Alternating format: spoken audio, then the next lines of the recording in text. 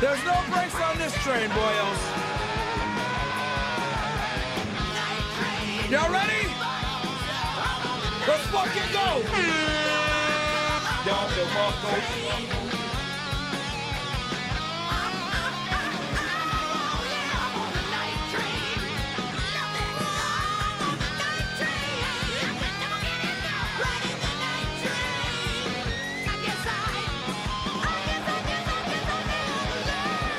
Let's fucking go!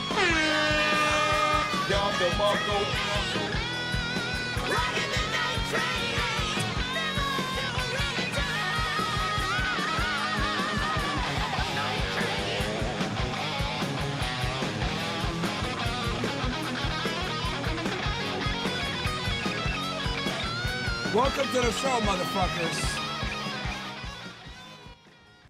All aboard the night train, motherfuckers. Welcome, welcome, welcome, welcome, welcome. I was not going to do this. I was tired as hell, but we are here. We are going to be covering a couple of things that are trending. We're going to be talking about the Middle East. We're going to be talking about Israel. We're going to be talking about Jay-Z and Diddy. We're going to be talking about a bunch of different things, man. Hey, guys, before we even start this video, we're live on all the platforms you guys can see. We are live on YouTube, Rumble, CastleClub, everywhere. So the only thing I want you guys really to do is support, man. Like the video on YouTube, whether you're watching on Fed Reacts or Fresh and Fit. This is an unscheduled random night train at 1 o'clock in the morning on a random Sunday. I'll be honest, Joe, man, there's not many people that would talk about all these different topics that we are talking about. We went from talking about the shooter, right, to now we're getting into geopolitics. We're going to talk about hip-hop. We're going to talk about everything, man. Most diversified podcasts are on the fucking internet. By far, I could cover everything. And, hope you guys enjoy the content, like the video. The only thing I ask is make sure to get into CastleClub, get into the email list. Link is below. Get into CastleClub for free because we are the best, guys. I don't think there's anyone that comes even close to what Fresh and Fit does. But anyway, without further ado, let's go ahead and get right into it. We're going to be covering Syria first. So, Syria, who is the president of Syria? Bashar al-Assad, okay? Born September 11, 1965, is a Syrian former politician, military officer, and surgeon who served as the 19th president of Syria from July 2000 until his overthrow in December 2024, which pretty much happened within the last 48 hours. As president, Assad was the commander-in-chief of the Syrian Armed Forces and secretary-general of the Central Command of the Arab Socialist Ba'ath Party. He is the son of Hafez al-Assad, who was the president from 1971 until his death in 2000, and obviously rose to power after that.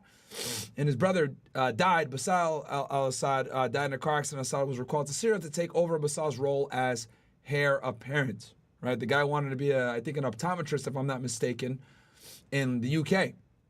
Now let's look at this from a geopolitical standpoint of where Syria is located. As you guys can see here, we've talked about this before, but I want to, let me see if I can make this a bit bigger for you ninjas.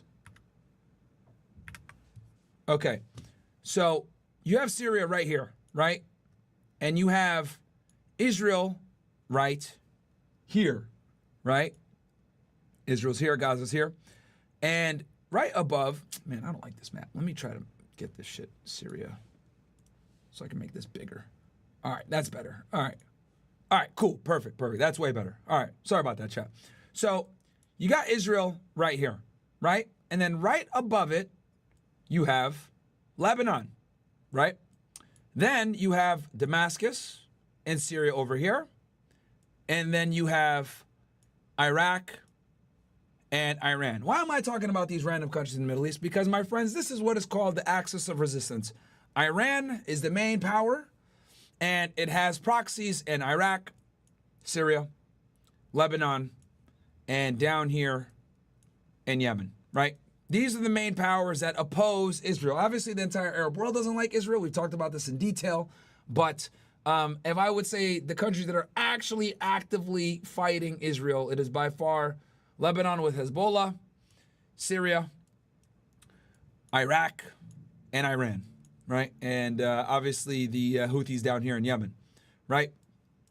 And there's been this problem, this conflict for a very long time, ever since Israel's creation in 1948. It's had problems with the Arab world. But if we're going to talk about modern conflicts now, it is by far, these are the powers at be. And the reason why Syria is such a critical strategic point, guys, is because Iran would move a lot of the weapons, etc., destined for Hezbollah through Syria. Syria would allow the safe passage of the weapons to Hezbollah to fight Israel, right? And obviously there was a ceasefire, and quickly after the ceasefire, there was a rebel insertion led through this area right here, where they've took over the first town of Aleppo, which, if I'm not mistaken, is the second biggest city in Syria. And then they just started moving their way down, and they recently took Damascus recently. Now, many are wondering, where is al-Assad? He is in Russia. From what I understand, he's in Russia, okay? Russia is an ally, a very serious ally of Syria. For strategic purposes, there have been a civil war going on in Syria for the better part of over a decade. And that is because there is a port in Syria that Russia uses. Where the fuck is it? I'm trying to find it here. Tartus, boom. This is very important for Russia because it gives Russia a strategic point in the Middle East, and from a military standpoint, economic standpoint, etc. So Russia came in to save Syria before, when there was forces, when this rebel thing happened before, with airstrikes, etc. But obviously Russia has his hand tied with the ongoing conflict with Ukraine. All right. So that's just that's a very broad, guys, and summarized version of what's been going on here, of who Assad is, where Syria is located, its position with the axis of resistance against Israel. And we're going to kind of go into a little bit more here. And I'm going to got some videos to react to. And then also I got a Twitter space where we're going to talk to Syrian Girl, who is pro-Assad. And I think it's important to hear both sides. We're going to listen to anti-Assad side, pro-Assad side, so you guys can kind of make your own decision. I like to be unbiased and get different perspectives here. So this is a tweet that I made earlier this morning. Syria being taken over by rebels and Al-Qaeda is not a good thing. Yes, guys, Al-Qaeda took over Syria. I don't know if the mainstream media will say that, but yes, that's basically what went down. Is not a good thing for America. At least we knew what Assad was capable of. Now, a former Al-Qaeda terrorist, Abu Muhammad al-Julani, who I will show you guys right now who he is, wanted by the State Department for $10 million, runs Syria. More destabilized countries in the Middle East benefits Israel and leaves us with a larger bill. So who the fuck is this guy? Let's go ahead. A Google search does a lot. Here he is. Abu Muhammad al-Julani. Right? Let's go ahead and... Ahmed Hussein al-Shara, better known by his nom de jour. Abu Muhammad al-Julani is a Syrian militant leader who has served as the second emir of Tahrir al-Sham since 2017, which is I think, basically a subset of Al-Qaeda. Born in Saudi Arabia to Syrian exiles, his family returned to Syria in the late 1980s. Before cutting ties with Al-Qaeda in 2016, Julani had served as the emir of the now defunct al-Nusra Front, of former Syrian branch of Al-Qaeda. Yes, you got it right, guys. We went ahead and backed and supported a guy that was a part of an organization that ran the fucking planes into the towers. But let's go ahead and go into the history of Assad. Obviously, this is going to, keep in mind, this is mainstream media, normie sources, so might be a little bit biased, but let's get into it anyway. Because I think the important thing here is for you guys to understand Bashar's rise, the history, and we'll give you guys another perspective after this. Bashar al-Assad inherited his father's totalitarian regime and left it and his country in ruins.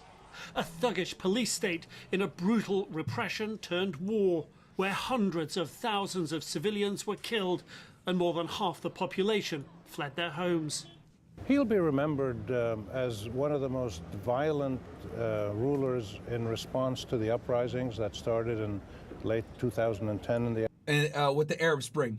Arab world. He'll also be remembered as the failing endpoint of the Assad dynasty that his father had started that lasted for over 42 years, but it collapsed under him. Bashar al-Assad never expected to take over from his father. His older brother Basil was the heir apparent. Instead, Bashar trained as an ophthalmologist in London. Former Assad family insiders say he didn't have the right And I think he has a British citizenship, if I'm not mistaken, guys. stuff to run Syria. His brother Basil bullied him as a child. His father never gave him as much attention as Basil. But a high-speed car crash killed Basil, and Bashar was brought back home to learn the family business. When President Hafez al-Assad died in 2000, Syria's elite pushed Bashar into the presidency, keeping 30 years of their own wealth, power, position and influence intact. Hafez was a leader, the head of the entire regime, while Bashar never came close to that. At first, the new president agreed to modest reforms and released hundreds of political prisoners. But that brief moment of optimism, dubbed the Damascus Spring, ended abruptly. A decade later, the regional upheaval known as the Arab Spring wouldn't be addressed as easily.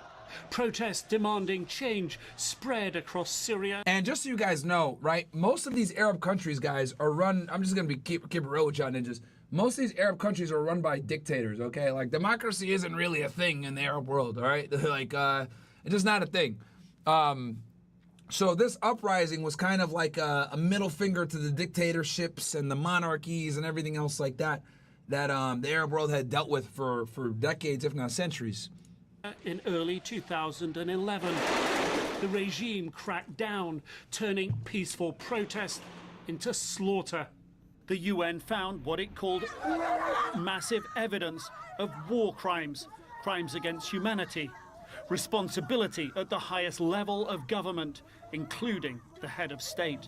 Assad, the deceptively gentle face of an increasingly desperate regime, denied responsibility in one of his rare encounters with a Western journalist.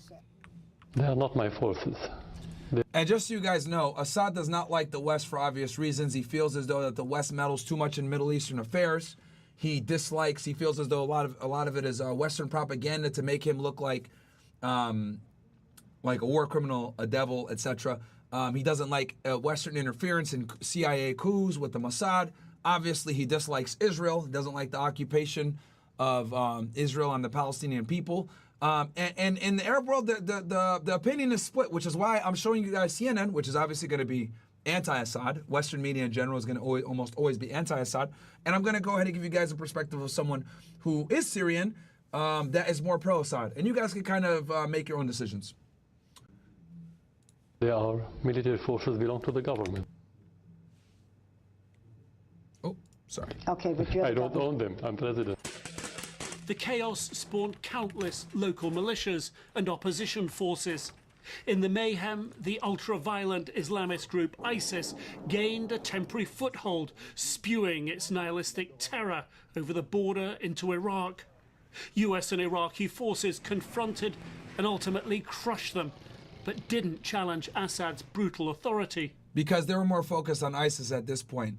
These guys were going crazy in Syria, killing people. So obviously they didn't care too much about Assad versus they want to get rid of him. And here's the other thing too that's very important. See, the problem is when you topple these dictators, right? The thing is that these dictators had some semblance of control. Hence, why the people revolted is because of the control. So when you topple them, you get a bunch of, it creates a vacuum, and everyone wants to struggle to get power. So we're dealing with Iraq now, 20 years ago, damn near 20 years ago, we went into Iraq, March of 2003, and we're still dealing with the destabilization of Iraq.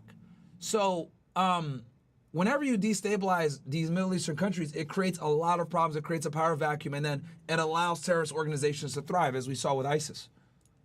Fearing the developing threat, the United States led a coalition to fight Assad's terrorist enemies for him, ISIS and Al-Qaeda. Russia, too, joined the fight.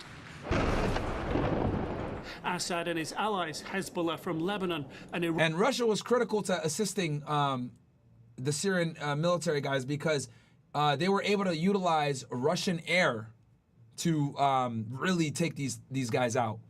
Iranian militia. And like I explained to you guys before, Russia obviously has a significant vested interest in Syria with that port over there in Tartus. Losing ground, committing more forces than any other country. With barbaric, internationally condemned ground and air assaults, Russia turned the tide in Assad's favor.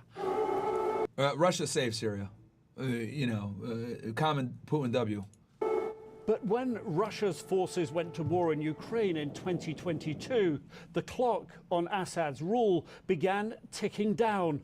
By late 2024, his other main allies, Iran and Hezbollah, were blooded by over a year-long And remember, guys, Hezbollah's Lebanon. war with Israel. Assad's fortunes plummeted. Former Al-Qaeda turned nationalist Islamists Hayat Tahrir al-Sham surged out of their northern enclave, exploiting Assad's allies' weakness, overrunning the country. Within 2 weeks, Assad had fled to Russia, ending his family's half-century. They took over Syria, guys, incredibly quickly. They took Aleppo, and then they just started taking town after town all the way down into Damascus, which, again, going back to the map here, right? So they started here, right? Like these rebels were all concentrated in this area here. In this, what is it called? Idlib or some shit like that? I forget what it is, this region. But the point is they took Aleppo fairly quickly. And this was the second biggest city in Syria. And then they just started working their way down. And they eventually they took Homs, and then they took Damascus. And then Damascus is where the palace is, and they took it immediately, within weeks. Ruthless repression of the Syrian people. His life in exile begins, living in the shadow of fear. His heinous crimes will eventually catch up with him. Well, Putin will never give him up, so he's going to be safe in Russia. I'll tell you guys that. I mean, Snowden's over there. A bunch of, American war criminals are in Russia. Putin will never give them up.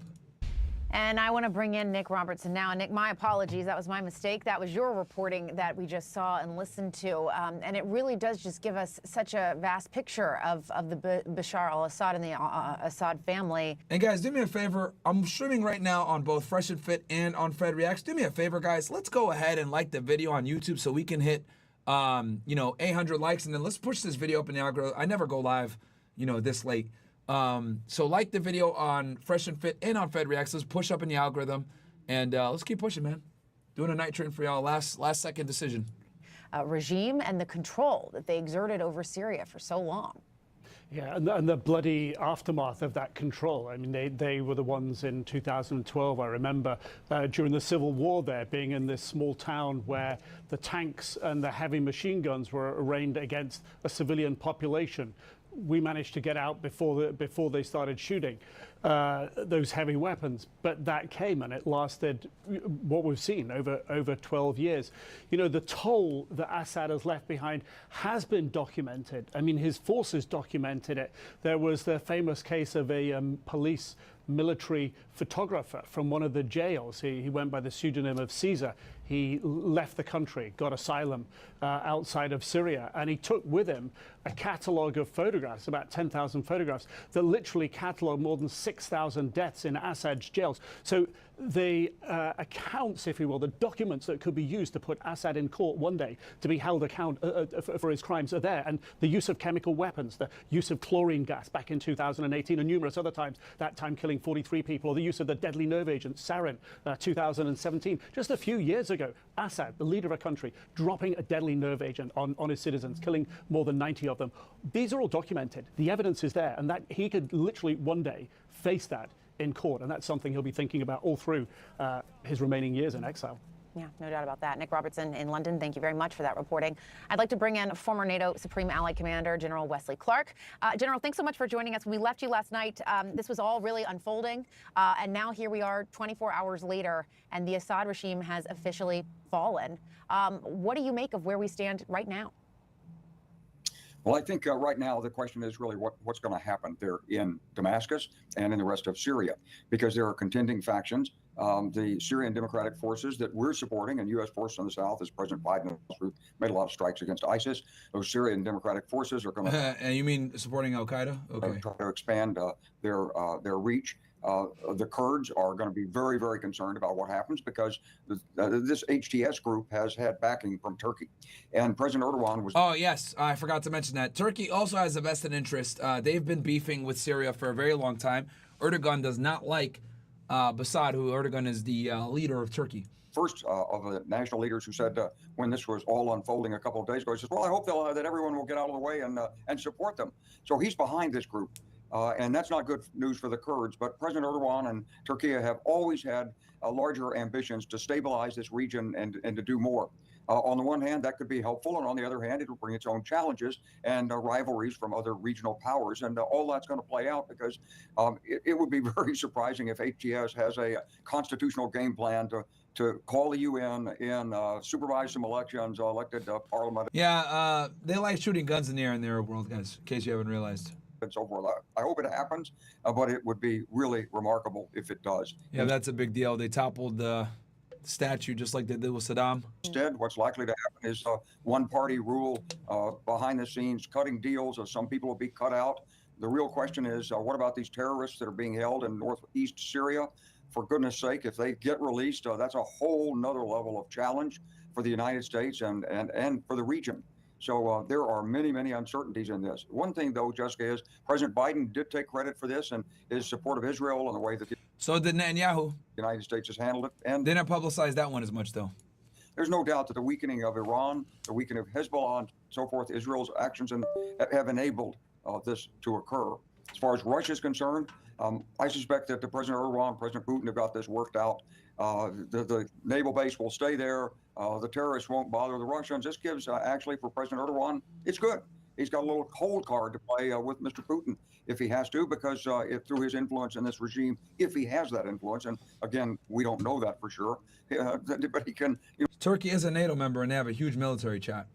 Turn the screws on Mr. Putin on those naval bases and the airfield when he wants to.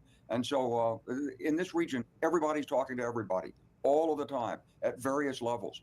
So all right, give me ones in the chat if you guys want me to explain kind of how this got to where it's at from October 7th. Give me ones if you guys want me to, twos if you guys want me to keep going on with Syria.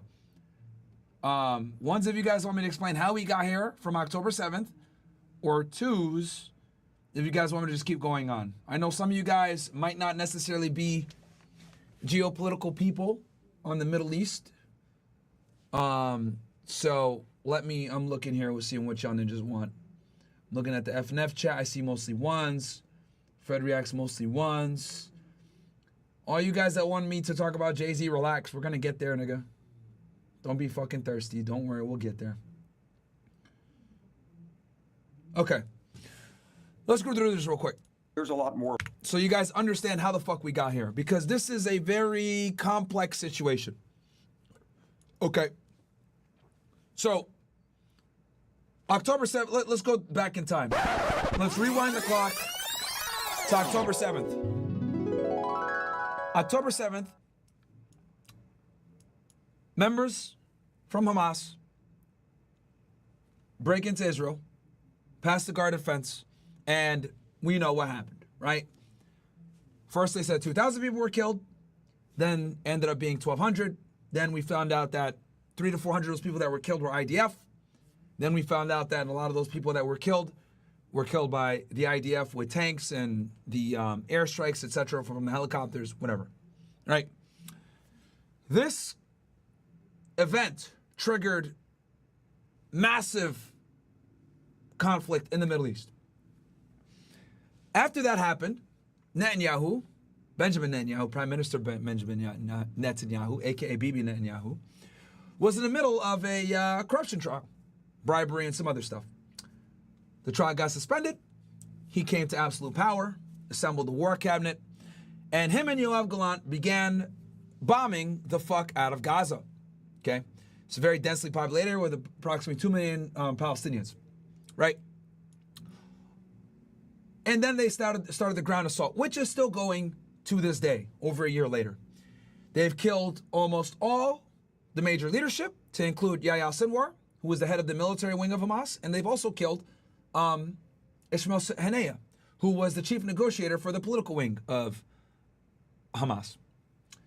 The interesting thing is they killed Yahya Sinwar here in Rafah, as you guys know, with the drone and him famously throwing the stick at the drone in an act of defiance before being killed. And the Middle Eastern world looks at that as a big W. And Ismail Haniyeh, the other guy, the negotiator, was killed here in Tehran, Iran, okay? As he was there to witness the inauguration of the president of Iran, who was being sworn in, or brought in. Why is that important? Well, Israel killed one of their ops and their top ops major city. So from a diplomatic, political, even economic sense, this makes Iran look very bad. So Iran vowed to retaliate for that, okay? On top of that, Israel also conducted an operation where they blew up a bunch of pagers, walkie-talkies, and beepers, right? All the a bunch of like older type technology, because Hezbollah and Lebanon thought that they were safe utilizing older technology from intercept of Israeli intelligence, and a bunch of them died. Right? They had these explosives in the pagers for damn near 10 years, and a bunch of them died. Shortly thereafter, after killing Yahya Sinwar, killing Ismail Haniyeh, the leaders of Hamas, they conducted a bunch of airstrikes in Beirut, and they killed Hassan Nasrallah, the leader of Hezbollah. They killed Fuad Shakur and a bunch of other high-ranking officials in Hezbollah. Then they began a ground assault here into South Lebanon. The purpose was to make it all the way to Beirut. They failed. Hezbollah, you know, the mainstream media won't report this, but Hezbollah basically whooped their asses on the ground. And this is kind of the way it goes in modern warfare, guys. The invading country has a significant disadvantage when invading a defending country. And this area that they invaded here in southern Lebanon is all mountainous terrain. And the IDF had a very tough time. They were getting their tanks blown up. The airstrikes weren't hitting like they wanted. They were getting ambushed. They couldn't take the territory that they needed to take, right? They couldn't even make it to the Kitani River, right? So what ends up happening is Israel and Hezbollah, right? Because Hezbollah was weakened as well. That Beirut was their capital. Beirut got bombed to fucking hell.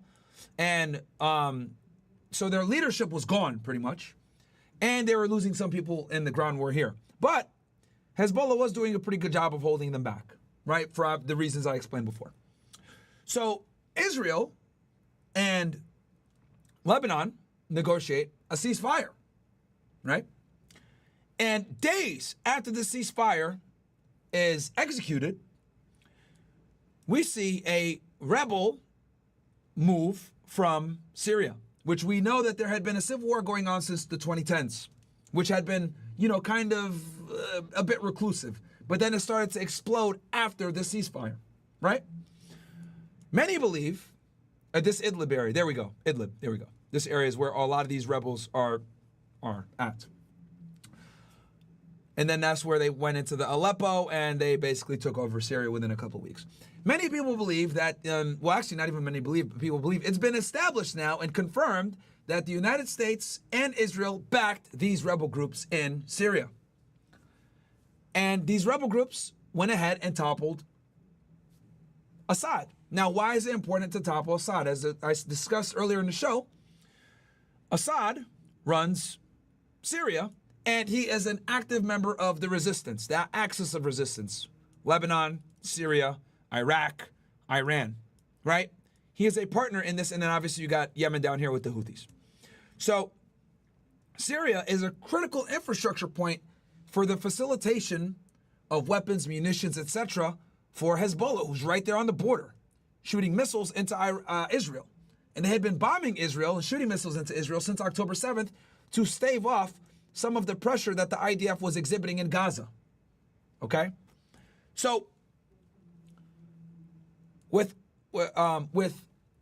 Hezbollah significantly weakened, their leadership gone, Hamas leadership gone, Russia in the middle of a war with Ukraine, Syria was basically left naked. Right? And Iran, though powerful, understands that its hands are a bit tied because its biggest proxies, Hezbollah and Hamas, are significantly weakened.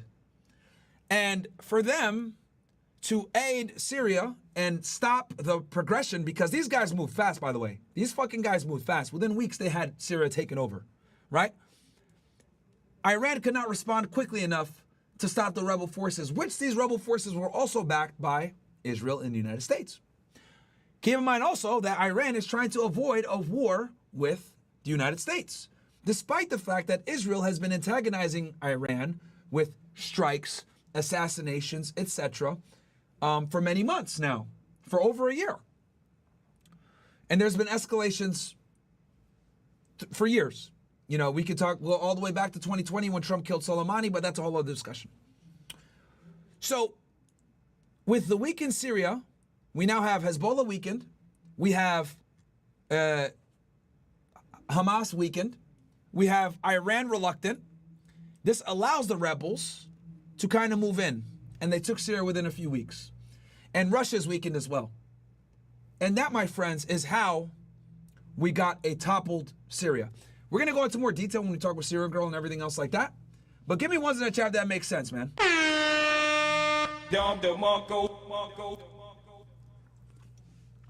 That's how we got here. Hopefully you guys learned something from that. That's obviously a very summarized version of what went down, but I'm trying to keep this nice and succinct and stay on topic. Awesome, awesome. Nice, nice. All right, I see a lot of ones. Awesome. Love you guys, man. All right. Now we're going to go into video shows Syria's prime minister getting escorted out of office as Assad regime falls. This is crazy, bro. This is the equivalent to like our vice president fucking getting escorted out of the White House after being toppled. Crazy shit. Good morning, I'm Victor Blackwell. Good to be with you. And yes, and also I'm glad, thank you so much for mentioning that. Yes, guys, a lot of countries are invested in this conflict because Syria is in a very good strategic location. Turkey's involved. Turkey hates them because you have the Kurds right here. See, I didn't want to get into all this detail, but you got the Kurds over here, and they also have issues with the Assad regime. Basically, guys, honestly, like he was really running only a part of Syria. This whole part over here was like almost no man's land. But yeah, Turkey is involved, the United States is involved, Israel's involved, Saudi Arabia is involved, Iran is involved, Lebanon is involved. This is a very complex conflict in the Middle East. I would argue that the Syrian war is more complex than a lot of these other Middle Eastern conflicts. Thank you for mentioning that in the chat. Walker, there's major breaking news in Syria as we are coming to air this morning. A lightning-fast rebel offensive ending 50 years of authoritarian rule in Syria just overnight. Rebel forces say Syrian leader Bashar al-Assad fled Damascus as they took control of the capital, and he has not been seen since this morning. I saw some images of him in Russia.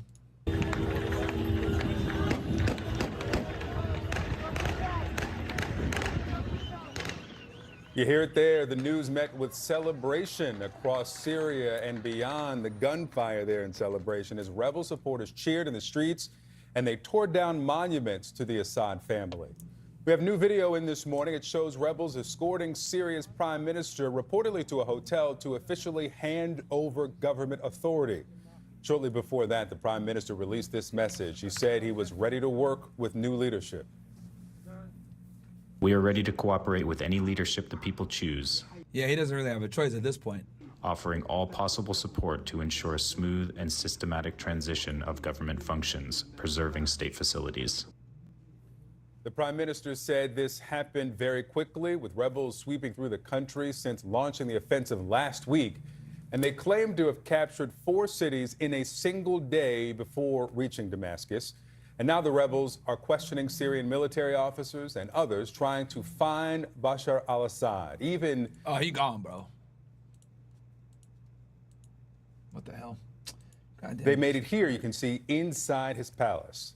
We begin our team coverage with CNN chief international anchor Christiane Amanpour, who is live in Doha. Christiane, to you, with this rapid advance and overthrow, as we welcome in a new audience at the top of the hour, just set the context for us, what this means for the Syrian people, for the larger region, and, you know, some of those questions that we'll have to wait to get answers to. Indeed, Victor. So the Turkish foreign minister has just finished a press conference in which he said, "We woke up this morning to a totally new Syria. The Assad regime has fallen. It's over." This wasn't just 50 years of dictatorial rule. It was one family rule that had a lock on Syria for the last 5 decades. And this all spiraled and started back in 2011, about 13 years ago, along with the Arab Spring, when the Syrians, young Syrians, in the town of Deraa tried to, protest the Assad government. They weren't even calling him to be overthrown back then. They just wanted democracy, freedom, the kind of things young people want. The Assad regime reacted very strongly and brutally, and that's what's launched this 13-year civil war. Now, I asked the foreign minister, where is Assad? Is he in the country? And this is what he said. Okay, apparently you don't have that. Apparently you don't have the soundbite, but what he actually said was, I can't comment. And then under pressing from me, he said, I think he's probably now out of the country. So that is what they think. Now, Turkey is a big backer of the anti-Assad forces. Since the beginning, Turkey has been essentially with the anti-Assad forces. Now, while they're not officially taking a massive, victory lap, they're clearly not unhappy about the resolution of this crisis. The question is, who are these new leaders? Who is al-Jawlani? Is he a Democrat? He used to be aligned with Al-Qaeda. He then said they're branched off. He's trying to portray himself as somebody who can do what the Turks are calling for now, which is a national unity government, a government that respects the minorities, for instance, the Alawite minority, which supported the Assad regime, that keeps the territorial integrity of Syria. So that's for that. Now, the big picture in the region is that Iran and Russia were the main Assad backers. The minute they saw Aleppo and the others falling over the last week, they pulled back their support. Iran has been moving its troops and its foot soldiers on the ground out of Syria, and the Russians are saying we no longer support Assad, but the Russians are still there because they have a warm water port on the Mediterranean there. So now all these regional governments, the regional nations, and including the United States, are trying to figure out what is the best way forward for Syria. It's clearly a changed situation, with Iran weakened after the Israeli attacks, with Iran weakened after the degradation of Hezbollah, with Russia weakened because of the war in Ukraine. And none of these big backers, who for 13 years had invested in Assad against the people of Syria, none of these backers are willing to go out on a limb for him. So it's a new day in Syria, and we're not sure how it's going to turn out, but we're certainly going to keep watching. Yeah, a lot of uncertainty, Christiane, and if you can talk to us a little bit more about the opposition rebels led by this group HTS, Hayat Tahrir al-Sham. And in terms of, again, a lot of uncertainty, but how much of this is it being seen as a positive development given that this rebel group has ties to ISIS and Al-Qaeda? I mean, it seems like there's a bit of unease because it's relatively an unknown group. Well, I think that is the million-dollar question. You're absolutely right, Amara. Nobody quite knows how this is going to, proceed. Jawlani, who is the head of this group, gave an interview to our own Jomana Karache when they were still in Aleppo. So that was days ago, before they stormed all the way up and to Damascus, taking cities rather, that, as the Turkish foreign minister, without barely a bullet being fired, like a hot knife through butter, all the way to the capital, and then it was over because the backers did not stand behind Assad in the end. The sort of slogan. Yeah, nobody really fought. The Syrian army basically gave up. Of the day by everybody, whether it's the United States, whether Qatar, whether Turkey, is that it's Assad's fault. They're all saying he had a chance, while the civil war was sort of on a calm boil, relatively speaking, since 2016, to create and answer the needs of the people and the demands of the people, to create national unity, to make sure that there was an actual functioning government. And the Turks said he never did it. The Qatari prime minister also said to me he never did it. He lost the opportunity to still be in charge of Syria, and that's been coming for several years. In terms of who this group is, I think the Turks probably know the groups the best. They're also saying that this is going to open up the possibility of all the Syrian refugees who've gone to Turkey in their millions, who've gone to Jordan, who've gone to all sorts of places and been held in camps for the last many, many years. 13 years, these Syrians have been held in these, camps. I mean, they're, for their own sort of safety, but nonetheless, they can't move out, they can't work necessarily properly, and now they'll be allowed to go back, he hopes. Again, I'm sorry, we're going to have to wait and see. You're right, Jawlani was allied with Al-Qaeda and ISIS. He then said, as he was preparing, you could see now in retrospect, preparing to take the reins, kept saying, well, we've broken with Al-Qaeda. We're a different group. We've changed the name of our group. They denounce ISIS as well. The United States, even President... Yeah, they rebranded. Like Trump said, we don't have a dog in this fight. We're not getting involved in their civil war. But yeah, but we did though. Well, at least the Biden administration got involved. We will, and certainly the current administration in the US saying if ISIS tries to take advantage, they will do what they've done in the past, which is presumably use airstrikes or the rest against ISIS. We'll wait to see. One thing, very interestingly, the Turkish foreign minister put the US on notice that their Kurdish and other anti-Assad groups, who they have relied on for the last 13 or so years, will not be tolerated. Any Kurdish group that has any links to the PKK, which is the Kurdish group that the Turks call terrorists, will not be tolerated, and the Turkish government, of course, will not work with them. Yeah, they hate those guys. So, Turkey hates those guys, the PKK. One of the big questions I have to say, and the United States has not successfully or convincingly answered this, nor has anybody in this region, how did this happen with apparently nobody, being prepared for it? As surprised as we are, so are all these other countries, which begs the question of leadership from all quarters, as this region is in turmoil ever since, and especially since October 7th of a year ago. Yeah, and we, of course, are getting the first glimpse of the U.S. Philosophy, at least from the president-elect, Donald Trump, who says that the U.S. should not get involved. This is not the U.S.'s fight. We're going to go to our correspondent in Washington in a moment to hear what President Biden's administration believes about what is changing there in Syria. But for now, Christiane Amanpour, thank you so much for setting the table. All right. So what we're going to do now is let me try to join this space here. Well, I got Ben Shapiro's thing here as well. Let me join this space because make sure that I can... And you can see Syrian Girl is hosting it. Let's get in here and get her perspective.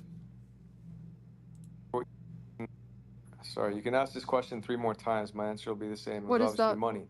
Yeah, and why money? Yeah, Why did because he he need was money? facing sanctions. Now, if he was wise, he would have been an active member. He would have joined BRICS and done. We tried to join BRICS.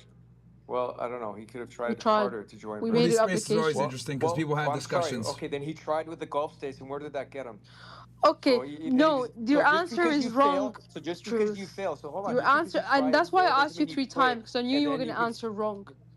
Because Well, the answer, wrong. I'll tell you why the Wrong answer is wrong. Wrong is entrusting the Gulf states No, and trusting that I'm Israel's not telling gonna you invade you when that you're told I'm telling that you they're he gonna shouldn't invade have you. trusted them. All right, they're arguing over some shit. I'm going to mute the tab. Let's see if I can play this. Oh, well, the tab is muted. Let me duplicate it. Oh, okay, I'm a speaker now. All right, never mind. Maybe I don't have to mute the tab. Your answer still puts the reason on him, okay? Well, you gotta start to understand that there was multiple people who made multiple mistakes. He was driven to the Gulf. He tried to do BRICS. He tried to go to China. He was driven to the Gulf. Why? Because something was lacking from his allies. So you have to think he made a terrible mistake. From him. Like, why did he start? Why didn't he not do a second So summit he in was the Golan Heights to completely get his wrong, land and the back? allies didn't. Maybe they don't want to deal with a pacifist. Okay, so what did the allies? What did China and Iran do wrong? I'm sorry. What did China, Russia, and Iran do wrong? Give me one of each. This is Syrian Girl and Truth Teller arguing here. Okay. Anything else? They were perfect. They were perfect in everything that they did, right? Last I checked, Russia is able to contain the aggression from NATO and Ukraine. And were they able to contain the aggression from Israel? They're able to defend their borders. Were they able to?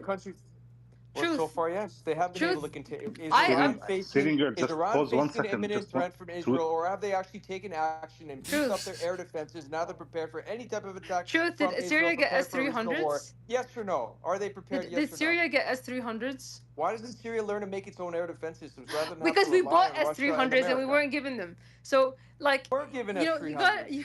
Okay, this is always interesting. S-300s. All right, guys, I'm in here. Come on. It's Myron Gaines. I'm in here now. It was I listened to a little bit of the discussion. Truth. Did Russia and China and Iran do anything wrong? Anything at all? Syrian Girl, just listen to me for 1 second, please. But at the end of the day, Russia and Iran are now responsible for Syria's borders. Just 1 second, brother, for Syria's borders. Russia's responsible for protecting its own interests. Okay, and I know you're angry because Syria only cared about its own interests and what it thought would be good optics or a better way to Ibrahim, go, which is to trust the Gulf states. You know what? There is somebody here that I would love to listen. There is somebody here that I would love to listen to what he has to say. I don't know if he's gonna come up. We never spoke, but his father is one of the greatest thinkers that ever lived in this region. His name is Anis al-Naqash. Mazen Anis al-Naqash is here. If you can bring him up and he wants to talk, I don't know if he wants to talk. I would really, really, really love to listen to what he has to say. Anis al-Naqash spoke about this, and this man was just a legend. And I wish he was still here with us. And I'm glad He's not here with us to witness this, but I wish he was still here with us. I guess Mazen can't speak. He put his thumbs down. Myron, Yeah, can you speak? Because Myron's live now. He has yeah, to. I'm live on here. So, and I know you guys got your space going. So I just kind of wanted to. So Syrian Girl, just so you kind of understand, I kind of explained to my audience what's going on. I showed them the normie narrative with Assad. You know, he gassed his own people, all this crap that they say in the mainstream media. I explained how October 7th kind of triggered everything. I spoke about Russia. I talked about the axis of resistance, so they understand that. They understand the geopolitical situation there. I guess I kind of want to get your take on it. I know you're more pro-Assad. Can you speak a little bit about? Well, let's kind of debunk some of the mainstream lies that you've been told the most. I know you're over there in the other side of the world. You kind of give your take on it. Thank you. Well, I'm going to tell you what I've been saying since 2012. And by the way, guys, on the space, I apologize, but Myron is live here. So he's going to be expecting an answer from me. Maybe you're going to get other people to jump in, right? No, I just want to get your answers for now. And then I can move on to other people. But for now, I just want to focus on, because obviously this is your people, this is your country. You've been there before. So I kind of want to get your perspective. We can bring in some other people after you. Okay, cool. Because Truth and Ibrahim and I were just in the middle of a debate, but we'll get back to that shortly. Okay, so basically, I am going to tell you what I said in 2012. I am pro-Syria. I am pro the nation state of Syria, and that doesn't necessarily mean I'm pro-Assad. Okay. But I have supported his state for the last 13 years of war.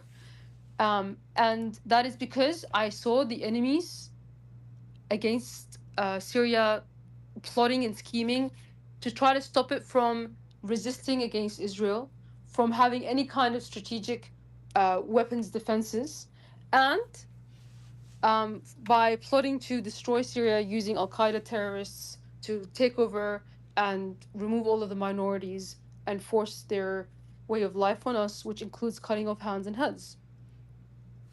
So that is essentially my position.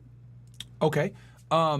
What is your response to, like, when people say, "Oh, Assad gassed his own people. He's he's a violent dictator. He's done terrible things to his own people." What's your stance on that?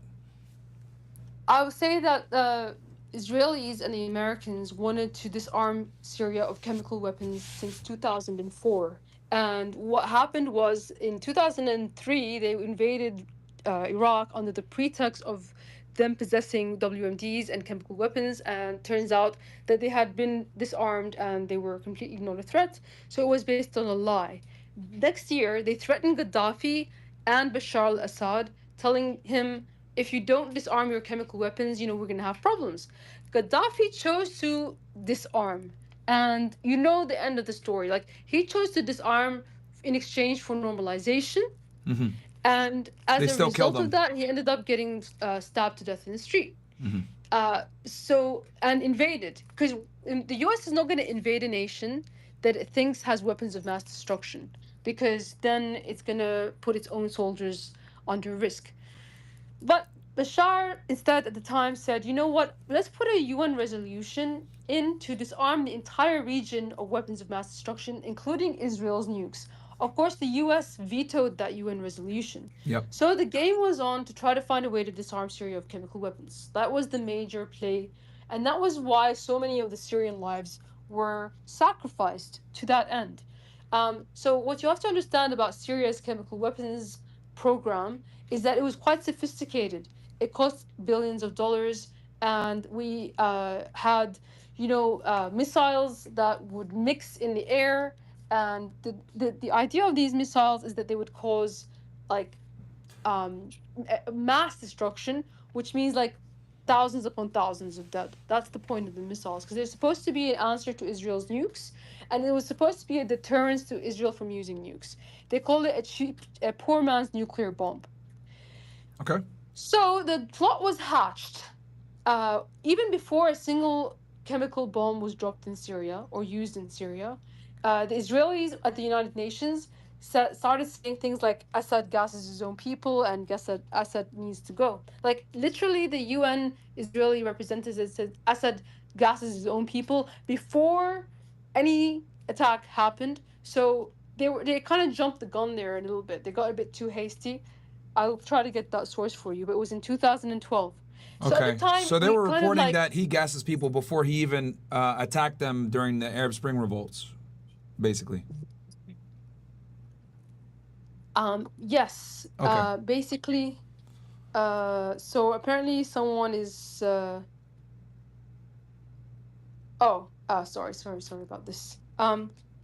Sorry, someone, an Israeli guy that DM'd, screenshotted my DM and put it on 4chan. What the fuck? Which is kind of hilarious. That's weird. Yeah, sorry. Okay. That's just, which is hilarious. Yeah, I'll repeat because my question. what I told him is if I could, I would treat you exactly the same way as the Palestinians. Got you. All right, so I'll repeat my question. So basically, you're saying that at the UN, Israel had made accusations that Bashar Assad had used chemical weapons against his people when he hadn't done so yet. Yes, exactly. Okay. And that already kind of hinted on the suspicion that, something was afoot and there's going to be a chemical weapons false flag. And I and other people started to comment about the fact that there might be a chemical weapons false flag. Okay. Did he actually ever use chemical weapons on his people? That's the question that everyone wants to know. Obviously, CNN reports this. All the Western media does. I'm gonna get to it. Okay. I'm gonna say two things, and then everything's gonna be clear. So, of course, somewhere along the way, Obama made a red line speech. Before a single weapon was dropped, Obama comes out and he says, if chemical weapons are used in this war, then the United States is going to intervene in Syria. Of course, what does that say to every single person that wants Assad gone? It says, you better drop a chemical weapon if you want the Americans to step in. So he basically gave them the incentive. Okay, the first chemical attack actually happened in a on a government-held area and killed Syrian soldiers and Syrian civilians in a government-held area near Aleppo, like in the north of the country. Mm-hmm.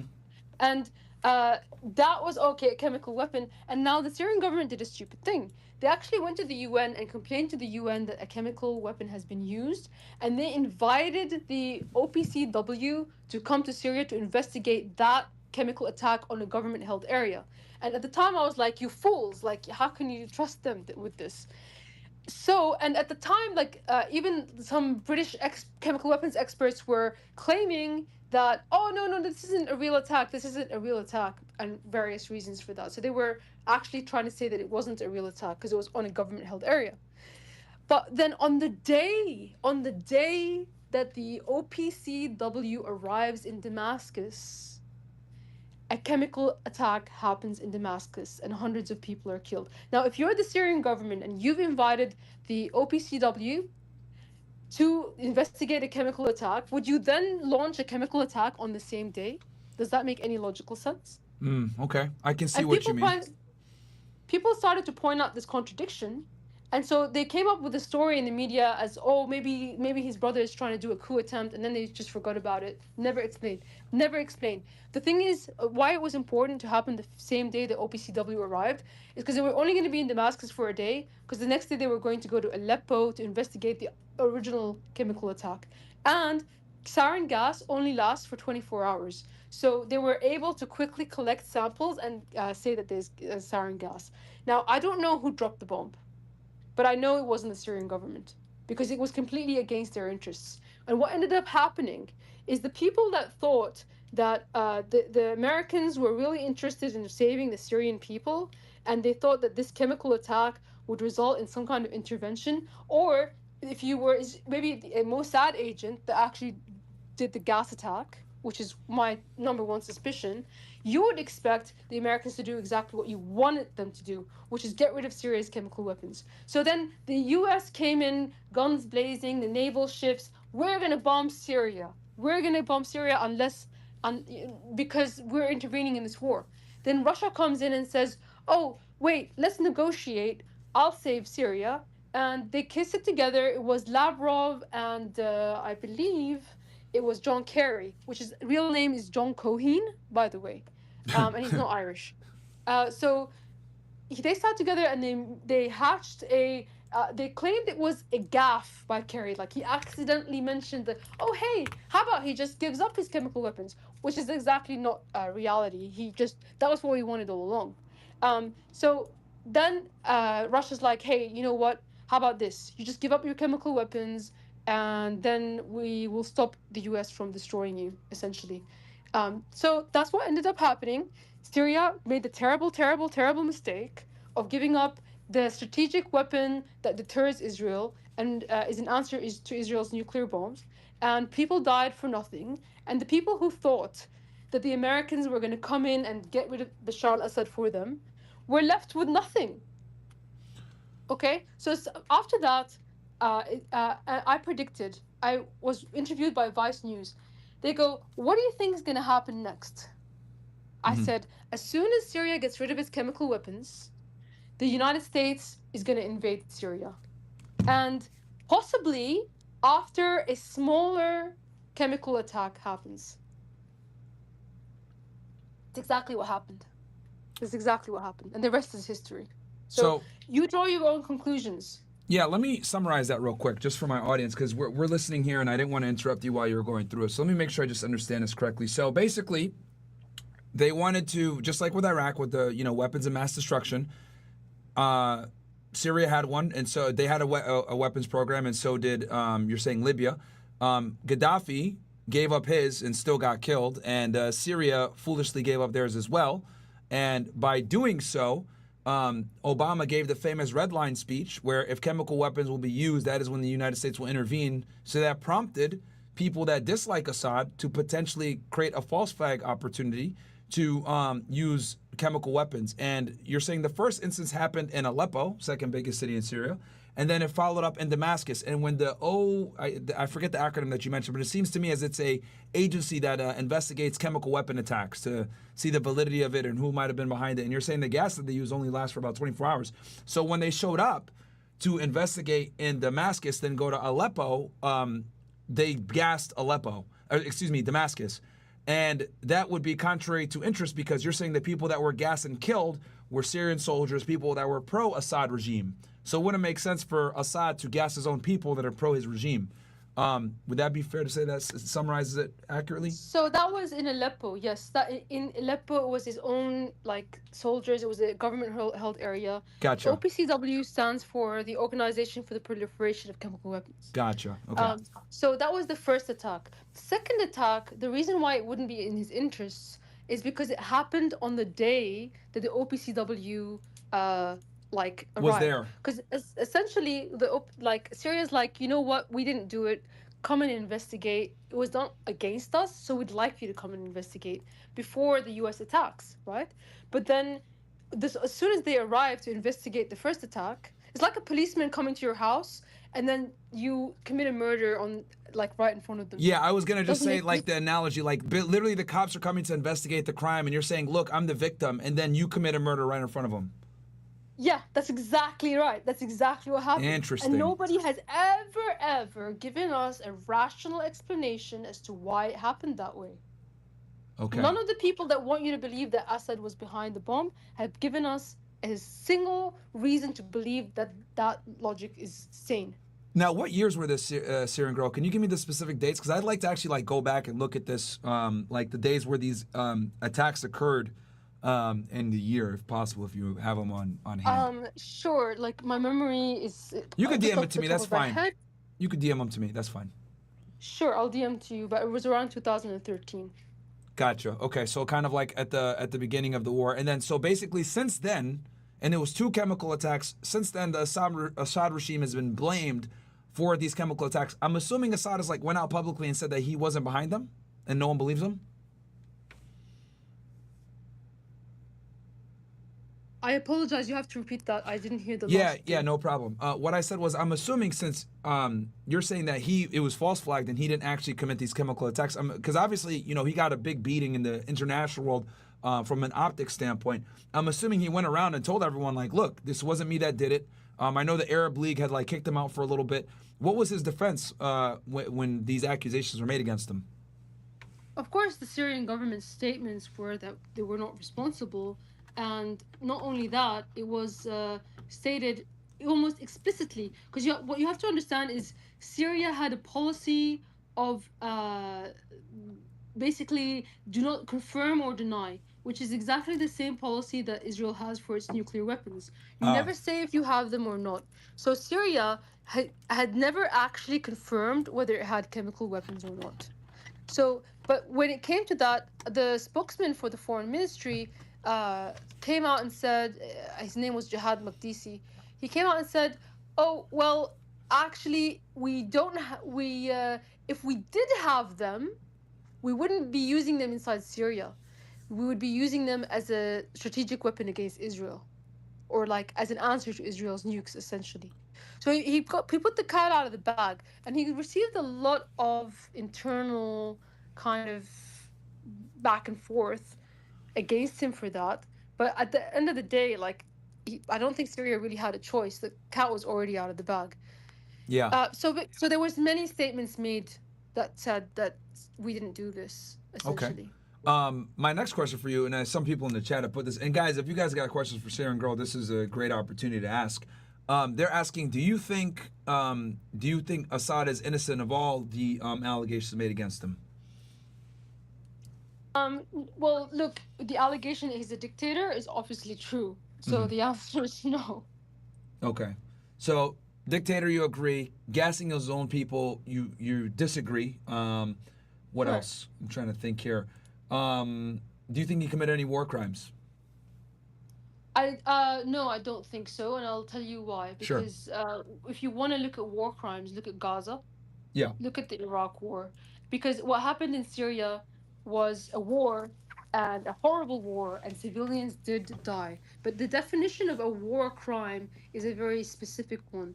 And if the United States wasn't accused of war crimes in Iraq by any agency, then you better hold Syria up to the same standard, especially when it's a war within its own borders. So I think that there was never an intent to kill civilians, because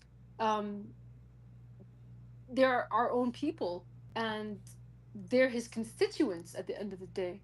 So it doesn't kind of make sense to kill one of your constituents and have their entire family turn. So if for example, the United States kills a million Iraqis, no one's gonna vote or support or have like the Americans don't care whether the Iraqis hate them or not much.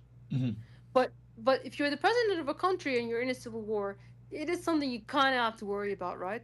So they will say, okay, he's used siege tactics. The problem was, and HK here is Syrian, so she'll remember, that the rebels, quote unquote, as they call them, they actually, and this is a historical fact, and they admit this, they wouldn't let the civilians out. And the reason why there was many corridors that were attempted, they wouldn't let them out because they said if we were let you out, essentially the army would just flatten this whole place.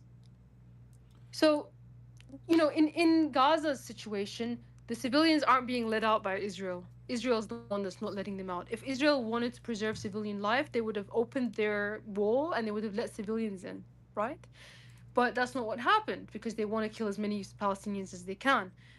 In Lebanon, for example, when Israel started bombing South Lebanon, Syria opened its door to 1 million or something Lebanese refugees. And so that goes to show you the difference between those scenarios where in those cases people are accused of using human shields, and Israel made a stupid little schematic of a missile launcher in someone's kitchen and said like every kitchen in South Lebanon has a missile launcher. I don't know if you've seen that. You should look it up because it's hilarious, even though they use that to commit atrocities. But that's completely different to where the rebels themselves aren't allowing civilians to leave because they're afraid that you're going to wail on them. And that's the scenario that we're facing in Syria. So I don't know. I kind of digressed. I didn't really specifically No, it's fine. And this will be my last one, and then I guess I know Truth Teller might have a lot to say about this as well. obviously Israel came out and, well, Netanyahu basically took a little bit of credit, in a sideways kind of way, for obviously what went down in Syria. So did Biden. American media obviously is slow to, acknowledge Bibi's acknowledgement of doing this shit. But Biden is kind of hitting the mainstream media here in the United States. I don't know what you're seeing over there in Australia, but it hasn't been publicized unless you're on X that Israel was involved in this, which we all know on this side of the internet. Israel does false flags, and the Mossad is very active and destabilizing the Middle East. What are your thoughts on Israel's involvement in this in the United States? And now it can go to Truth. Basically, Israel has admitted openly that it was involved. Netanyahu came out today, as you said. He said that this is all happening because of us, because we weakened, we destroyed Hezbollah and Hamas, and therefore Israel, like Syria, was the next domino to topple in the resistance axis. He said this explicitly. But even if we don't have to take his word for it, we can take Israel's actions. Because from the very, very, very start of the so-called Syrian civil war, the so-called rebels were meeting with the likes of John McCain and Bernard Henry Levy. If you don't know who Bernard Henry Levy is, he's basically one of the #1 Zionist neoliberal. Everywhere he goes, a civil war starts. Like he went to Ukraine before the Maidan Revolution. He goes to Iraq, the war starts. So when Bernard Henry Levy lands on your shores, you got to know that like he's the harbinger of doom. So they met with these really high-ranking Zionists, American and French Zionists. Also, they would sporadically do interviews with Israeli TV. Also, the Israelis admitted that they were giving the insurgency or the rebels or the terrorists arms. They said we were arming Al-Qaeda. They openly admitted this, okay? And then they gave them medical treatment. And Netanyahu went to the hospital and shook hands with them. And the ex-Mossad chief was interviewed on Al Jazeera by Mehdi Hassan, and he was interrogated about this. And he's like, well, you're giving medical aid to Al-Qaeda terrorists, because they were specifically a group called Jabhat al-Nusra, which was affiliated with Al-Qaeda. And he's like, yeah, we help them. We help Al-Qaeda because we're humanitarians. And he's like, oh, but he goes, but isn't he goes, if you're a humanitarian, if they were Hezbollah, would you treat them? He goes, nope, we have a different account with Hezbollah because Hezbollah has never attacked, because Al-Qaeda, unlike Hezbollah, has never attacked us. And so Mehdi Hassan says, oh, but they've attacked your #1 ally, the United States. And he's like, oh, well, it's not us, though. It's not us. I don't care. So they were arming and they were aiding Al-Qaeda on the Golan Heights border, which they're currently, like, invading. They're literally invading Syria right now. And this entire conspiracy against Syria was to weaken the state. And by the way, they were instructed to target our air defenses. Now, why would a rebellion or a revolution need to target air defenses? Why would they need to destroy our radars? Why would they need to destroy our economy and our factories? Is it because Israel needs that so that they can bomb, as they're bombing now, and they're decimating every single bit of defense we ever had because of these traitors and their stupidity? Yes, the Israelis were behind every bit of this godforsaken, quote-unquote, revolution. Yeah, I mean, the fact that the ceasefire led literally to the rebels going right into Aleppo. I mean, had to have been some coordination. I mean, we're talking 24, 48 hours. I remember that these rebels started attacking Aleppo after the ceasefire from Lebanon and Israel. So I think anyone with a little bit of common sense would think that this ceasefire was done kind of with a, fingers crossed behind the back on the Israeli side. And, very interesting. And then the fact that they're coming in and, still bombing Damascus right now speaks volumes. And I also find it interesting how ISIS has never attacked Israel. That's also a little weird to me. So, Truth Teller, I know you actually sent me a link on this agency that investigates chemical attacks. What's your take on all of this? Sure, yes, thank you. So I sent you the link for the OPCW. Sure, They've got, okay. they did their investigation, of course, on the alleged gas attacks that took place. Of course, the world tried to blame Assad for that. There were 3 of them overall, by the way, and Assad was cleared of all 3 based on the evidence that was presented. Oh, wow. and the This is actually from the investigations official that were- site you sent me. This is from the actual government site I see right here. That's right. It's the organization. It's not for proliferation, by the way, Syrian Girl. It's prohibition of, basically of chemical weapons. Apologies, Weapons that are not. apologies. No problem. Weapons that are not allowed to be used, obviously, on the civilian population, which is what essentially ISIL had done. It was ISIL, which is sponsored by Israel, of course. Syrian Girl just mentioned that the head of Mossad, the Ephraim guy, in the interview admitted that they not only provided medical care for the ISIL troops, but also provided them with sophisticated weapons as well. I've got that video as well, which I can send you separately.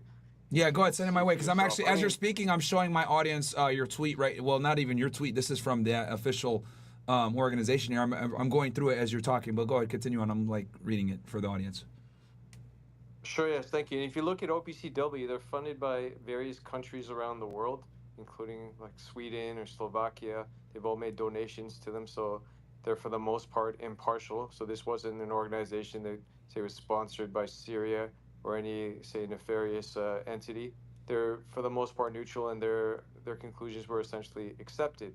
However, what isn't acceptable was the response that took place, which is, well, you're aware that Trump was in power before, well, by 2017. This is 2015 here. This is a 2015 chemical attack. So this is Obama. Yes, this was under Obama, but then there was a separate OPCW investigation as well that took place, which also exonerated Assad of any wrongdoing as well. Because there's 3 overall. I sent you one. I can send you the other 2 as well. Yeah, send it my way. In each instance, yeah, I will. And he's exonerated in each instance. However, in each instance, both under Obama and also under Trump, Syria was bombed. If you recall, it was what was it, Ivanka Trump, who had tears in her eyes because she was so upset that Syrian kids were being bombed, although she doesn't seem to share that or have that same type of emotion and reaction when Palestinian kids are getting blown to smithereens, or Lebanese kids. But for some reason, Syrian kids were a big deal to her, though it was ISIL, sponsored by both the U.S., well, Mossad and CIA, that carried out the attacks and, caused the death and devastation of the innocent civilians in Syria. So that should clear up any confusion as to, Assad's complicity in the gas attacks. He absolutely didn't have anything to do with the attacks. Assad in general, though, like I've said before, he was a very good leader to his people. So between 2000 and 2011, he tripled the GDP of his country. He cut the debt from 150% to 30% debt to GDP. He provided free healthcare, free education. I mean, I don't know too many European countries that provide that kind of care and produce those types of results. He also refused to take IMF and World Bank loans, and also opposed Rothschild Central Bank. They had their own state central bank, and he was also facing sanctions since 2004, yet he was able to achieve all these milestones. Of course, if you look at the WikiLeaks cables, you'll see that Hillary Clinton's statement there, where she talks about wanting to essentially take out the regime in Syria, even though they're democratically elected twice by that point, because essentially it'd be a boon for Israel. It'd be for Israel's benefit, which is in line with what both PNAC, Project for a New American Century, doctrine stated, and also, well, Clean Break Clearing of the Realm Policy Papers that was drafted by the State Department in 1996, all drafted by, well, dual national Jews, essentially, the likes of David Wormser, Doug Faith, Richard Pearl, and of course PNAC was founded by, I believe it was Robert Kagan, and also Bill Kristol, and of course you have Paul Wolfowitz as well. Again, all dual national Jews with the intent to destroy, well, 7 countries in 5 years within the Middle East, including, started with Afghanistan, but then later Iraq. Syria, of course, is on the list. Iran they have on the list as well. And ended up taking out Libya, Lebanon, Yemen, and of course Somalia and Pakistan. So you see there was a plan in advance to invade Syria long before the invasion took place. It had nothing to do with how good Bashar al-Assad's rule was, or good or bad relative to which side of the aisle you're on, because his rule was very good. I challenge you to find a better ruler. In addition to that, I'd also add that there were 2 Zogby polls that took place in 2009.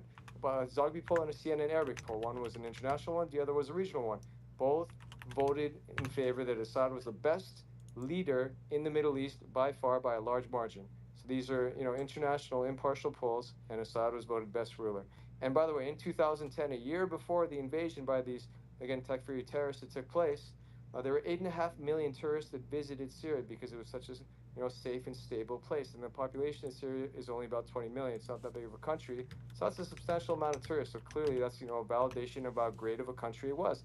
Again, until these Sunni supremacist terrorists came in and destroyed the country. And this was all pre-planned, sponsored by the likes of America, Israel, and Turkey. I can pause there. All right. And I looked up ISIL, and it says that it's, the Islamic State of the Levant, blah, blah, blah, in Iraq and the Levant. So are you guys saying that you guys think that that is a Israel-backed organization? Yes, they were founded by Mossad, actually, and their original leader was al-Baghdadi, apparently a Shimon Elliott, and there's various Mossad infiltrators as well within the organization. And many of the group members were essentially taken from the prisons that were established, say in Iraq, like Abu Ghraib, and also Guantanamo Bay, among other prisons, where there would be like rendition programs, where some of these inmates would essentially be tortured and then trained and given a choice. Like, you can either join this group, carry out attacks that we tell you to do, and you'll be rewarded. You'll get arms training. You'll get money. Your family will be taken care of. But you have to do our bidding, essentially. And so that's essentially how they were able to create this proxy militant group to carry out various terrorist attacks across the Middle East, within Iraq, Syria, Libya, etc., as they're doing in, different parts of the Middle East. Fair enough. Go ahead. But I would like to just add that ISIS is also different to Al-Qaeda, although they were the same thing at one point. But the thing that Israel was very, very open about, that you can probably look up, is their aid for Al-Qaeda. It's not so much their aid for ISIS, but it is their aid for Al-Qaeda. And I'm going to send you, Myron, a picture of Al-Qaeda militants on the Golan Heights border hanging out with IDF soldiers, 2 photos. And the guy that took the photo is a Syrian man that was living under Israeli occupation. His name was Sidqi al-Maqt, who is a patriot, and they sentenced him to 15 years in prison for exposing this photo. So it's very important that your audience gets to hear it. Yeah, send me the DM right now and I'll look. And I know, Truth Teller, you had mentioned that you had an image or a video of Netanyahu greeting one of these ISIS fighters.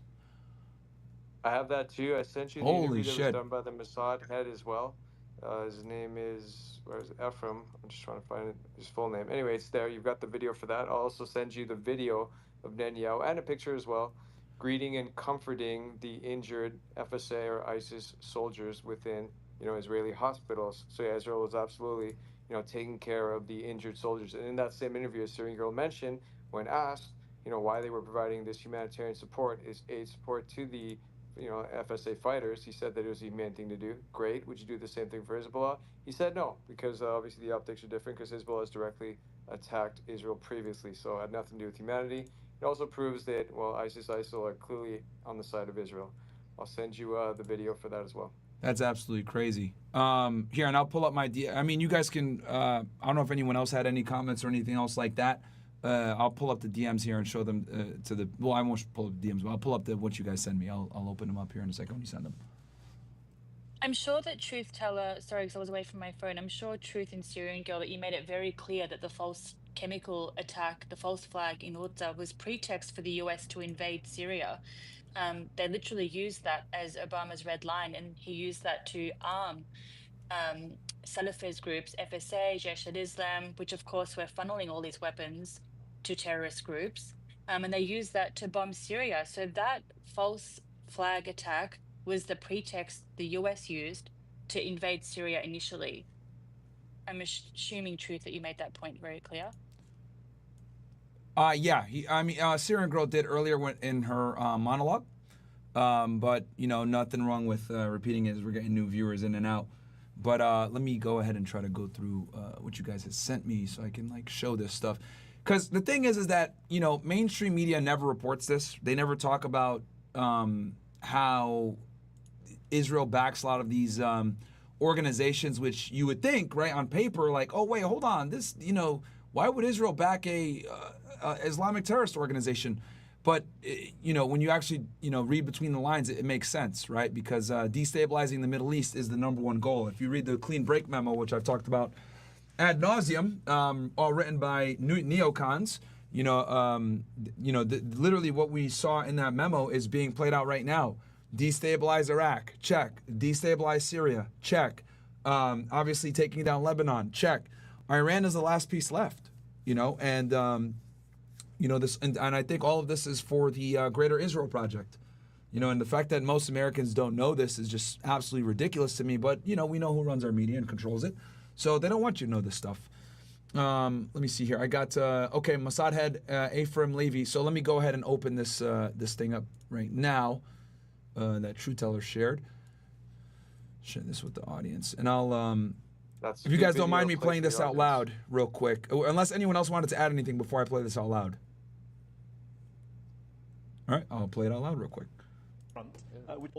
You say no preference. There have been reports that Israel has been treating wounded Syrian rebel fighters in its hospitals on the border, including fighters from Nusra Front, which is, of course, the Al-Qaeda proxy in Syria.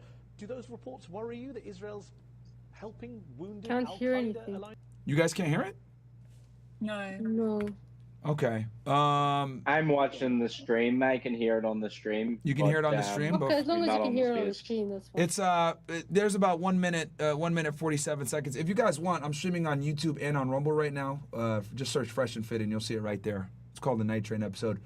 It's only 1 minute 47. I'll play it real quick and then we can discuss it. Fighters? It's not. I'm on a space for you. Like, this is pretty cool. Just to say I'm a fan. Sorry. Continue. All right.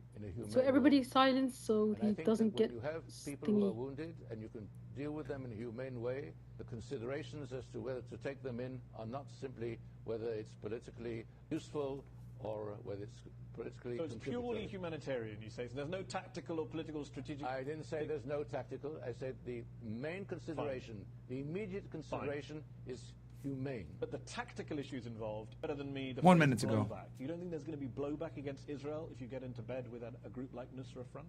No, I don't think so. I don't think there's going to be blowback. Why? No blowback if they get into bed with Nusra Front. That's crazy. The rules of the game in Syria are such that you can do anything that is not possible to be done anywhere else. I think people said that in Afghanistan too. Would you also treat Hezbollah fighters? No. I would not treat... Have you not just contradicted what you told me No, 6 I've not seconds ago, contradicted, but no, humanely no, treating your enemies? No. I think as far as Hezbollah fighters are concerned, with them we have a different account. Let me be clear, you're happy to treat Al-Qaeda fighters, but not Hezbollah fighters? We have a different account with Hezbollah, a totally different account. Wow. Because Hezbollah has carried out the type of actions against us. When was this interview done, True Teller? So that was the one with Mehdi Hassan. It was recent, actually. Yeah, it's after October 7th, I can tell. Yeah. Oh, yeah, it was after that. But so it's fairly he's referring recent. back to, the interview was done recently, but he's referring back to, again, support and medical care that Israel. I sent you the video of Netanyahu as well, personally visiting the injured ISIS soldiers himself. Here, I'll pull that up right now. Essentially, 2013, 14, 15. So I mean, it happened many times. That's just, one of the times it was recorded. Because, they like to provide their humanitarian support in secret because they don't like to show off. Oh, yeah, I've seen this video, man. It's funny because you don't see these, like, the average American is never going to see this shit. You have to go on Al Jazeera. You got to go on alternative media. You got to go on X. Like, you're not going to see this shit on Fox. So I'll play this real quick for my audience. I'll skim through it.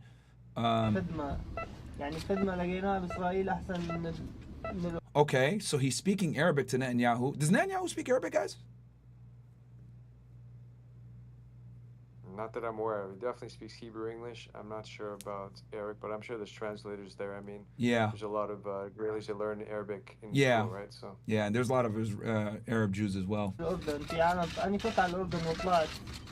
ما كان في معاملة يعني معاملتهم سيئة كانت معنا ومدي على تلقول ومدي على شروط يشلو نسيون وكبر يا بيردن فامين. Okay, yeah, someone's translating for Netanyahu. Okay. وبكش لاقي كان عناية ممتازة. يش قام تلقول طوب قام شروط طوب قام ياخذ طوب. بيضحكوا بوجه الواحد. That's crazy. So I gotta ask, like from an optic standpoint, why would Netanyahu release this to show that he's like, merciful to rebel fighters, or like what is the, like, because people can go ahead and draw in like, oh, are these guys, using these dudes as false flaggers? Like, what do you think the strategic point of this would be for him to be caught on video? Idea. Yeah, go ahead. But I want to go back to Truth, but I want to ask you before I answer that question. Truth, did you get him the original Mehdi Hassan interview? Because I think that one is even more astounding.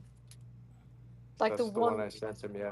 Oh, okay. So wasn't the I one just that he was talking about it in past tense, right? I've actually Yeah. got the one in the blue pill. It's the one with Mehdi Hasan and Ephraim Halabi, right? Yes. Yeah, it's in the blue pill, Myron. I've tagged you. Okay. Excellent. Okay. So in my view, they like to rub it in, and it was going to be publicized anyway.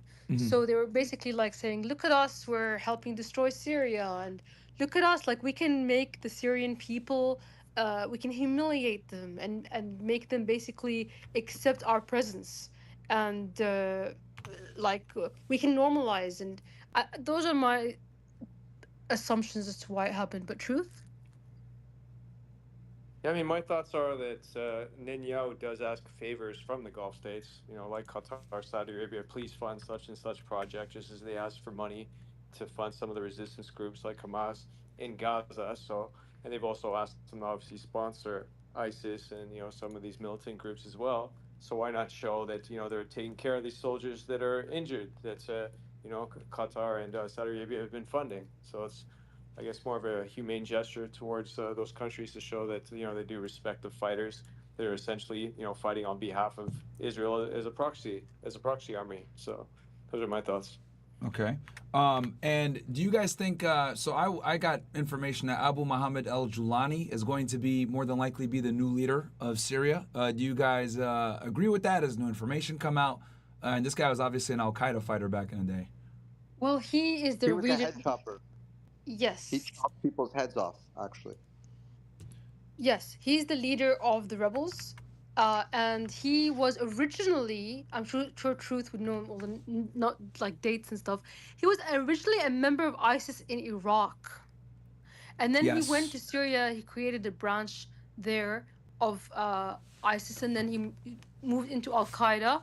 And then they tried to rebrand him because what happened was, like, the US declared him a terrorist and put a $10 million bounty on his head. Yeah. Because there was a lot of head chopping going on in Syria, and they wanted to single out like one group as like, oh, they're the baddies and the rest are the goodies. And so they had a list of vetted groups that they called the moderate rebels that they would like give money to. And so they have to say like, these are the good guys, and like Al-Qaeda is the bad one doing all the beheadings. But then what ended up happening is one of the groups that the CIA was vetting, which was called Nur al-Zinki, beheaded a 12-year-old boy in Aleppo and filmed it. And in the film, they said they were going to use a blunt knife, and they said, oh, look at this, the Assad army is sending us kids to fight us. And they said that we are worse than ISIS. Okay, so that was one of the things that caused the CIA program of their funding to kind of be temporarily shut down, at least in the public sphere. But here's the key. One of the things that the US asked the rebels to do was to differentiate themselves from Jabhat al-Nusra run by Jolani, Al-Qaeda. And they came out and said, we are all Jabhat al-Nusra. Like, we're all Al-Qaeda. And it was in the headlines everywhere. So it kind of backfired, their attempt to separate them. But eventually, they were all kind of like corralled into one location called Idlib province. Yes. And what ended up happening is they all started to kill each other because there was little control, very little space. So they started to infight, and they weren't fighting the Syrian government at the time. And the only group that prevailed out of that bloodbath was the Al-Qaeda group, led by Jolani. And that's why Jolani is the leader of the rebel assault on entirety of Syria at the moment, because he was only one that was left. So the Americans had declared him a terrorist, put a $10 million bounty on his head, and he, very rightly so, he is a terrorist. But they got a conundrum now. He's the only one to work with. So they have to give him, like, they have to polish him off. They have to trim his beard. They have to give him a shirt that Zelensky wears. Like, if you look up Zelensky and him. Yeah, I saw that. Yeah, you know, I find it absolutely crazy that we went ahead. This guy has a $10 million bounty on his head as being a terrorist and beheading fucking people. And we backed them financially. Like, and they're taking credit for it now because this is probably going to be the next leader of Syria. And this guy was directly involved with Al-Qaeda, who attacked us on 9/11, but now we're fucking backing them. And it's just crazy. The kicker, guys, Israel's going to use this. Israel is going to use this to say Al-Qaeda's in Syria, and they're going to bomb Syria forever. And so is the United States. This was all part of the plan. And he might not be the leader, but he will be the leader of the guys with the guns. So I'm telling you, they're going to use this as an excuse to destabilize Syria further. So I urge caution from everyone. When we label him Al-Qaeda, just remember that that's how they're going to use him. Interesting. Very, very interesting. Wow. All right. Well, I don't know if you guys had anything else you guys want to add. I'll jump out. I appreciate you guys letting me come in the space and, obviously stream this portion and get some questions answered that the people might have. But did anyone else have anything? Yeah, I'd just say that Myron, America has a history of funding the Mujahideen. I mean, back in the 80s when they funded Osama bin Laden and his militant group then to fight the Soviets, and that essentially then trying, because then they saw the benefit of using proxy armies, because they learned a valuable lesson from the Vietnam War, which is grossly unpopular with the American public, is why fight our own wars with our own troops when we can use these other militant groups. We can find them from, these broken or war-torn Eastern European countries, hire them for cheap, or some Middle Eastern countries too, pay them, train them, etc., and let them fight the wars against the Soviets. So this way we can just sit back, watch, and benefit from both sides. Watch as the Soviets deplete their resources, and eventually they end up getting collapsed. And the proxy armies, they just end up suffering a whole lot of losses. In Afghanistan, in that particular war, lost like 3 million people, by the way. It was no joke. And then then they essentially saw the benefits of using ISIS later on in the war on terror, because a lot of those old Al-Qaeda militants, or Mujahideen to Al-Qaeda, then Al-Qaeda to ISIS later, it's essentially like they call it transformation, rebranding, whatever, would then get used for the various wars in the Middle East that America itself didn't particularly want to fight beyond the invasions that they actually did directly in Afghanistan and Iraq, which are quite costly. I mean, occupations are very expensive. So why not finance these proxy armies that don't cost so much, because guns for hire are quite cheap, and America loves making weapons, so they can arm them very easily and then train them in the various prisons and camps that they already had set up again in the Middle East. So it's just a convenient way to wage war. It's really ingenious to that's the strategy, right? Arm people that hate your enemy and let them kill each other, and then you can come in later and call them terrorists, and then use that as an excuse to impose your military power. And we did this with Iraq. We did it with Saddam Hussein. Saddam Hussein was an ally to the United States, and many Americans don't know that. And it's absolutely ridiculous that and then you got guys like Scott Ritter that were actually in Iraq back then and literally said, hey, these guys don't have weapons. And the Bush administration told them, well, go find the fucking weapons. And, they just needed a pretense to invade. And, that's just kind of what it is. And it's always going to be like that. And until the Greater Israel Project is accomplished, I don't think we're ever going to have peace in the Middle East. It's absolutely crazy. So... It's a win-win as well on the PR front too, because then they can just get Muslims to kill other Muslims, and then they can demonize those Muslims for saying, look at this, it's Muslim terrorists are doing all the atrocities in the Middle East, while they're in fact, financed and armed by nefarious interests within, the CIA, Mossad, Israel, etc. Right? So it's a very convenient tool. I think someone else wants to speak. Pardon me, gentlemen. The reason I came back on the speaker was just to make something very clear to everybody. I don't know if Syrian Girl is talking, but Trigger, did you want to say something to what Truth was saying? Oh, Base is saying. Oh, sorry. Base Irishman was talking. Oh, sorry, I can't hear him. My apologies, HK. My apologies. Listen, I'll make it very quick because you're very important people. I don't want to take up your time. Listen, I'll keep it very short. As I said previously, I'm an Irish Republican Socialist from the occupied 6 counties in Northern Ireland. It's within the UK. Over here, we have media, and the media has been silent up until a point to where it's developed just over the last day, to where the narrative was there was no Islamic extremism or ISIS within this rebel group, which we now know is de facto lie because it's quickly proven the new leader's background, links to ISIS, links to the al-Nusra Front. I believe it was 7 hours ago, but listen, it's been a long day. I don't know how quite long it would be, but we did, if I could be misinformation with the internet now, but I do believe the United States conducted an airstrike within Syria, as they said, against ISIS forces or ISIS personnel. Yeah, that's a lie. Now that wasn't the narrative.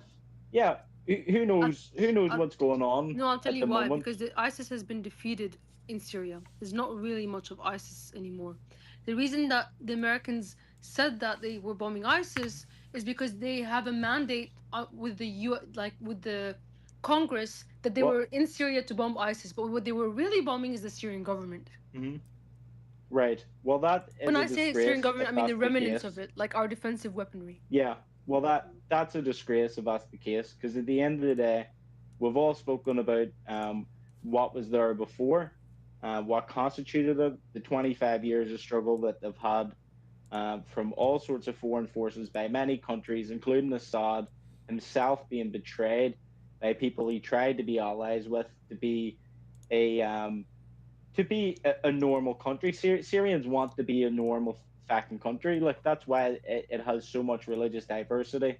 It was a socialist Arab republic, and it has been taken away from them for some quagmire that's been set up now as a result of multiple foreign intervention, and it's just wrong.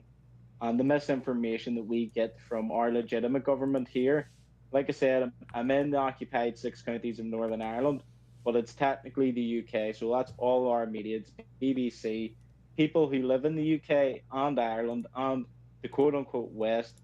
They need to do their research. They need to listen to people who live in these countries, like mine, like Syrian girls, like Palestine, who live with the oppression of foreign occupation and undemocratic rule over nations that have no control or sovereignty. And that's what Syria is basically. That was the whole attempt over these many years in Syria, to take away their sovereignty, and look what's become of it. And I don't blame Assad for going. I know a lot of people think that it is traitorous, but I could imagine at that point he could have been given an option. You have 24 hours to leave Syria, or less 2 hours to leave Syria. If you leave Syria, we'll arrest your cabinet, your parliament, and we'll not kill your soldiers. And I think he took the less bloody way out. And who knows? I do have hopes. Apparently, again, could be misinformation. He's in Russia. If he's in Russia, hopefully he can advocate politically and in a peaceful way to get his democratic rule of thought, an Arab Socialist Republic, back into method or something else. Listen, Truth, God bless Syria. Truth and Syrian, do you guys have anything you guys want to add before I get out of here? Mate, Syrian Girl, can I just quickly add just one particular thing that hasn't been mentioned yet? Myron's okay with it. Mate, yeah, just make it quick, Myron, bro. I just want to quickly say, we're obviously talking about what's about to transpire and how it looks like ISIS is being placed in Syria as a chess piece. But if you guys remember what happened during the last 20 years, sorry, there's a bass. Can you take your mic off? Put your mic on mute. If we look at what happened in the last 20 years, they're going to use this as a pretext to get people to turn against Islam. So what they're going to use this chess piece they place in Syria. They're going to start massacring the Christians, right? Then they're going to use the 23 million people that are kind of be displaced. Like, why the hell would they bomb the building for the passport control? You know what I mean? And visas and stuff like that, you know? Unless they... Sorry, there's a lot of background noise. That's all I want to say. But look, I would like to speak again, Syrian Girl, because I have the receipts to prove that America was not bombing ISIS in 2014 and 2016, and how Australia played a role in it. But yeah, they that's actually bombed Syrian soldiers while they were fighting ISIS. And Australia Malcolm Turnbull. Yes. Yes. I've so done maybe a long... send that, pop it over to me. I'll pop it over to Myron, or Myron, you can follow the Our Lives Matter. Yeah, send this to me on a DM and I'll show it. Because all the DMs you guys have been sending me, all the DMs you guys have been sending me, I've put down a detailed thread. I put down a detailed what the post fuck, man? with all the receipts, all the headlines. It's all up in the nest, guys. Check it out. I'll put this on a number of large accounts, and this has been viewed close to maybe. Here, sorry about hot making there. I'm gonna close my app here. My app is going crazy. Sorry about that. Yeah. No worries. So yeah, Syrian Girl, just send it to me, or True Teller, one of you guys, and I'll show my audience. Well, during the stream, I've shown your guys' messages that you guys sent, like not the message, but I mean like the things you guys sent me. I showed them the screenshot of the rebels meeting with the IDF soldiers. I showed the image of Zelensky and the other guy with them looking the same, and yeah, I've been showing this stuff. So no worries. But yeah, Syrian Girl or True Teller, you guys got anything besides before I dip out here? I do have one thing. Yeah. Israelis are invading Syria right now, and at the moment that is the most important story we need to tell, because it is complete media blackout. Okay, you look up Syria. What are you gonna see? You're gonna see people celebrating baklava being passed around like cookies in the Maidan color revolution. Then you have the atrocities and the atrocities, and nobody is talking about the fact that Israel just carpet bombed Damascus, Deir ez-Zor, and they're carpet bombing especially the city called Raqqa, which is ironically where the revolution, quote unquote, actually began. And if you look at the map, okay, drawn by Oded Yinon in 1982, an Israeli who made a plan to divide Syria up into pieces, and the clean break documents and how they detail how they're going to divide Syria. Basically, they want to create a region in Syria where the Druze minority live, and they want to connect it to the Golan, and then they want to take it over and make it part of Israel. And the Druze minority, by the way, like they're gonna use the fact that Al-Qaeda and these crazy guys, even though at the moment they're not nothing has started yet, but if it does, Israel's gonna come in and it's gonna say, "Oh, we have to come in to protect the minorities," even though they supported the guys that are in there. You know, so just be careful. They're gonna try to divide Syria, and they're gonna try to create a Kurdish region. The Kurds at the moment, they occupy the region which has all of our oil and all of our wheat. So the plan is afoot. Please bring attention to it because a crime cannot go unnoticed. Thank you. All right, Truth Teller, what about you, bro? Sure, yes. Thanks, Myron. So, I mean, with respect to the tragedy that's taking place in Syria, what I'll just re-emphasize is that this was no organic revolution that took place amongst the Syrian people themselves. There's a foreign army there that's wreaking havoc right now at the moment from various countries around the world. There's some Uyghur Muslims that are there. There's some Tajiks that are there, Uzbeks that are there. You know, just various Turkish soldiers. tribal Turkish soldiers as well, of course, and even some Assad agents within them as well that are leading the charge to essentially ransack and loot the city. I mean, this isn't revolutions just don't happen this way if they're organic. You don't seek to destroy your whole country, rob businesses, bomb. Well, I mean, Israel's doing the bombing mainly. They're bombing offices, like office buildings right now.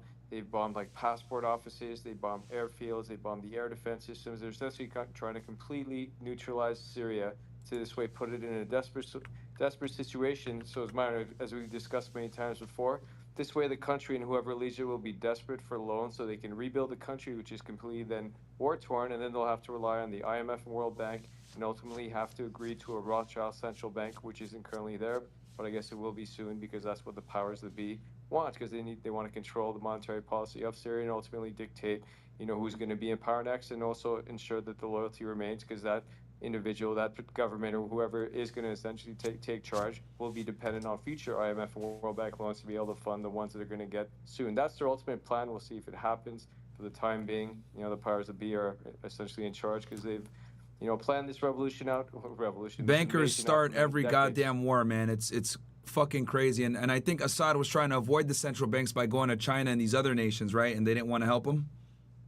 Yes, in the Gulf states as well, and also to join BRICS. It's just that because his country is just, it's got a lot of division. Syrian Girl, already mentioned it. There's the Kurdish occupation in the east. There's also, well, the American occupation as well. They occupy about 1/3 of the country. They steal its oil and wheat on a daily basis. So it's just, why would another country want to invest in a country it just has so many threats posed to it, like from Israel, from Turkey, from America, and other NATO countries as well that threaten its existence, and they want it balkanized essentially. They want to have like essentially a sunny states, or these little balkanized sunny states within Aleppo and Damascus.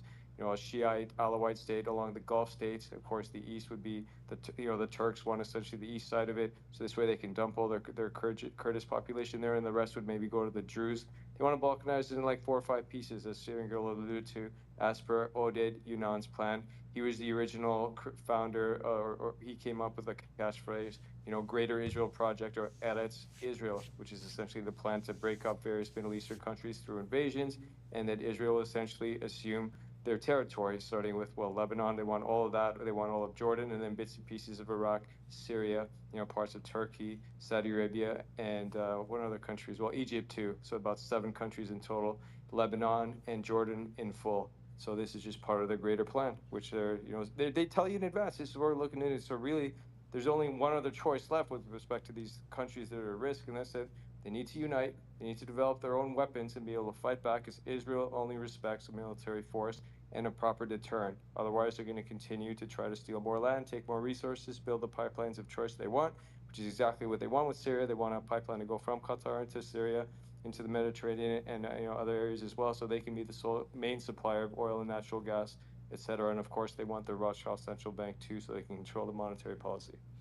Boom. Thank you guys so much. I'm gonna end the stream here in a little bit. I'm gonna cover the Jay-Z bullshit with Diddy, and then I'll come back here if you guys are still on. I'll come back on. So, but no, thank you guys so much, man. I appreciate it. It's always great to get Middle Eastern affairs from people that are obviously not plugged into the matrix.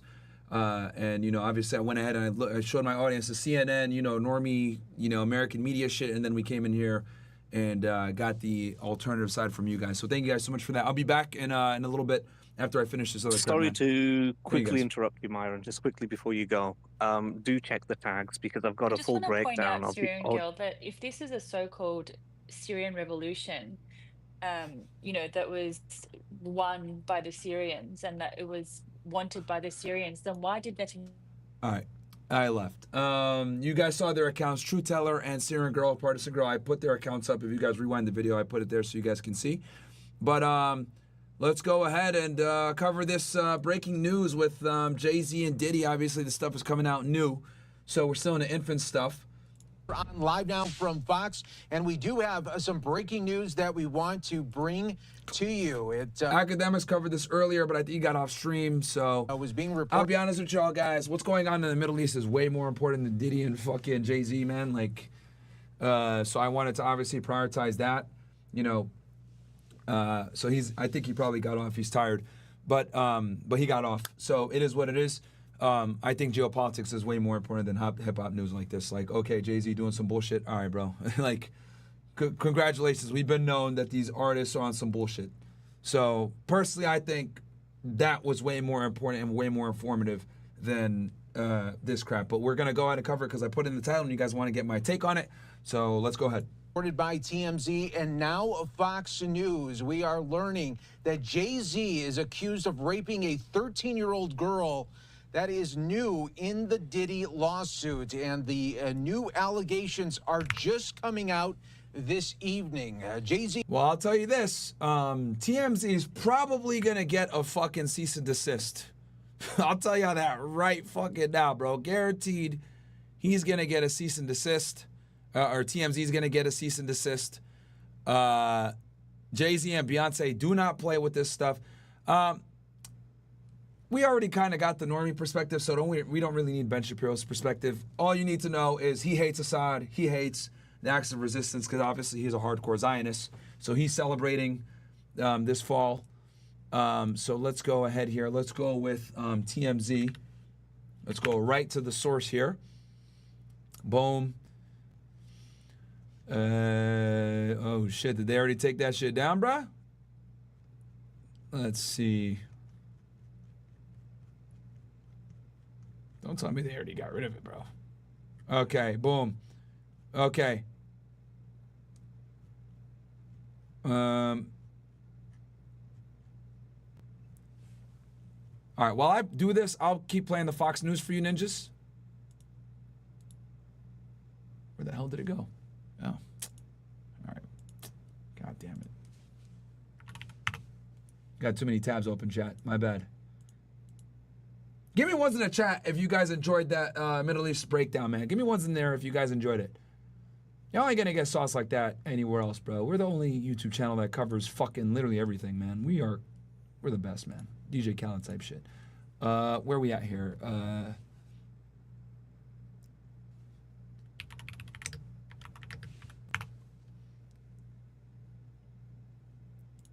Jay-Z is being accused of raping a minor along with Diddy at a MTV VMAs after party back in 2000, according to documents obtained by Fox News Digital tonight. The lawsuit, which was initially filed back in October, was refiled tonight in New York by an anonymous accuser claiming Jay-Z, who's full name is Sean Carter, raped her while Combs and Celebrity B watched. So that other celebrity was not named. Initially, the lawsuit stated Combs raped the minor while Celebrity A and Celebrity B watched. Carter was named as Celebrity A in the refiled lawsuit. Representatives for Jay-Z did not immediately respond to Fox News' digital request for comment. Combs and Carter allegedly, quote, took turns assaulting the minor, according to the lawsuit. Many others were present at the after party but did nothing to stop the assault, it alleges. The 13-year-old girl was dropped off at Radio City Music Hall by a friend as she wanted to attend the MTV Video Music Awards back in 2000, according to the lawsuit. In an attempt to gain entry to the venue, she began approaching limousine drivers waiting outside the celebrity-filled event. One of the limousine drivers she spoke to claimed to work for Diddy, the lawsuit read. He told her that Combs liked younger girls and said that, quote, she fit what Diddy was looking for, not allowing her into the awards, but inviting her to an after party. The 13-year-old, quote, recognized many celebrities upon arrival at the party and was required to sign a non-disclosure agreement. However, she was not given a copy.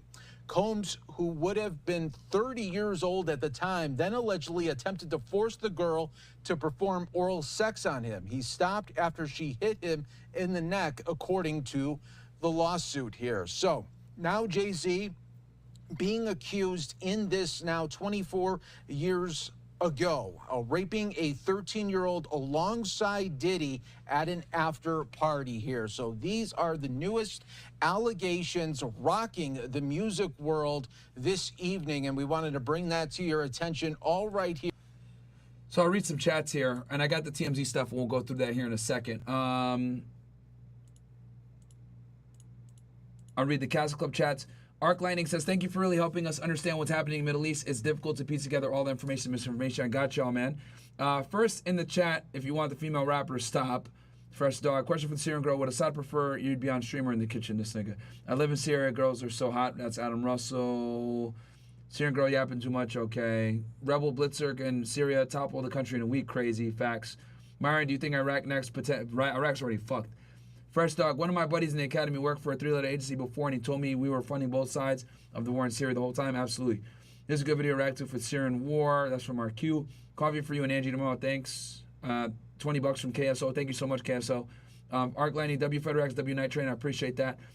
Adra says, I don't know what's going on here. Ever since I've been watching, I get the sudden urge of watermelon flavor. Oh, yeah, I think this is fucking stupid, bro. All right. And then on Rumble Rants, we got... Can you talk about being a Fed, Liam? I've done episodes on that, Liam. Can you watch Europa? Not tonight, bro. What up, Myron? That's from Liam. I've been already streaming all night for y'all ninjas. Man down, Myron. We ever start a dog train channel? And I did a Zoom call right before this, guys. Don't forget that. Myron, you need to see this if you haven't already. The man is sewer based. How much did Muammar Gaddafi play in the U.S. war in the Middle East? A lot of my peers don't even know who he is, or he wasn't even African. Or that he was, yeah. We covered, we talked about Gaddafi. Ken Rose, thumbs up. Buy One BBO goes, everyone asked for Epstein's list when Diddy had the same list the entire time. All right. So, here we go, guys. Here is the page, right? Jay-Z accused of graping 13-year-old girl in Diddy lawsuit. Says it's a blackmail attempt. So 5:02 p.m., Tony Busby, who filed the lawsuit on behalf of Jane Doe, tells TMZ, Mr. Carter previously denied being the one. Let me make this bigger for y'all ninjas real quick. Mr. Carter previously denied being the one who sued me and my firm. He even filed this frivolous case under a pseudonym. What he fails to say in his recent statement is my firm sent his lawyer a demand letter on behalf of an alleged victim, and that victim never demanded a penny from him. Instead, she only sought a confidential mediation. Since I sent the letter on her behalf, Mr. Carter has not only sued me, but he has tried to bully and harass me and his plaintiff. His conduct has had the opposite impact. She's emboldened. I'm very proud of her resolve. And then Diddy's lawyers tell TMZ this amendment complaint and the recent extortion lawsuits against Mr. Busby exposes barrage of lawsuits against Mr. Combs and what they are shameless publicity stunts designed to extract payments from celebrities who fear having lies spread about them. Just as lies have been spread about Mr. Combs, as the legal team has said before, Mr. Combs has full confidence in the facts and the integrity of the judicial process in court. The truth will prevail. that Mr. Combs never sexually assaulted or trafficked anyone, man, woman, adult, or minor. Jay-Z has been sued for drugging and graping a 13-year-old girl in a lawsuit tied to the Grape rapper Diddy, which the music mogul is calling a blackmail attempt. In the documents obtained by TMZ, Jay-Z is named by an anonymous accuser who says the rapper and Diddy drugged and graped her back in the year 2000. The plaintiff, who is suing is Jane Doe, says the alleged assault occurred at an after party following the MTV Music Awards. So, bro, 13, that was 24 years ago? So she's like damn near 40 now. You know, yeah, holy shit. Let's see. The accuser originally filed a lawsuit against Diddy in October in which she claimed the Bad Boy record founder and unnamed celebrity proceeded to assault her while an unnamed female watched. The accuser has since named Jay-Z as the other celebrity in the alleged assault as she refiled her lawsuit against Diddy to include the Empire State of Mind rapper on Sunday. This photo is probably, 2004. Holy. Okay. The Jay-Z's reps have responded to the lawsuit with a statement from the rap mogul who said he was determined to expose the accuser for the fraud they are. Here he is with 2004. Remember when he used to say, I'm 30 plus, give me a crisp pair of jeans and some button-ups. Remember that? My lawyer received a blackmail attempt called the demand letter from a lawyer named Tony Busby. Okay. No, sir, I will not give you one red penny. These allegations are so heinous in nature that I implore you to file a criminal complaint, not a civil one. Okay. This came from Rock Nation. All right, we'll read this. My lawyer received a blackmail attempt called the demand letter from a lawyer named Tony Busby. What he had calculated was the nature of these allegations and the public scrutiny would make me want... Okay, here we go.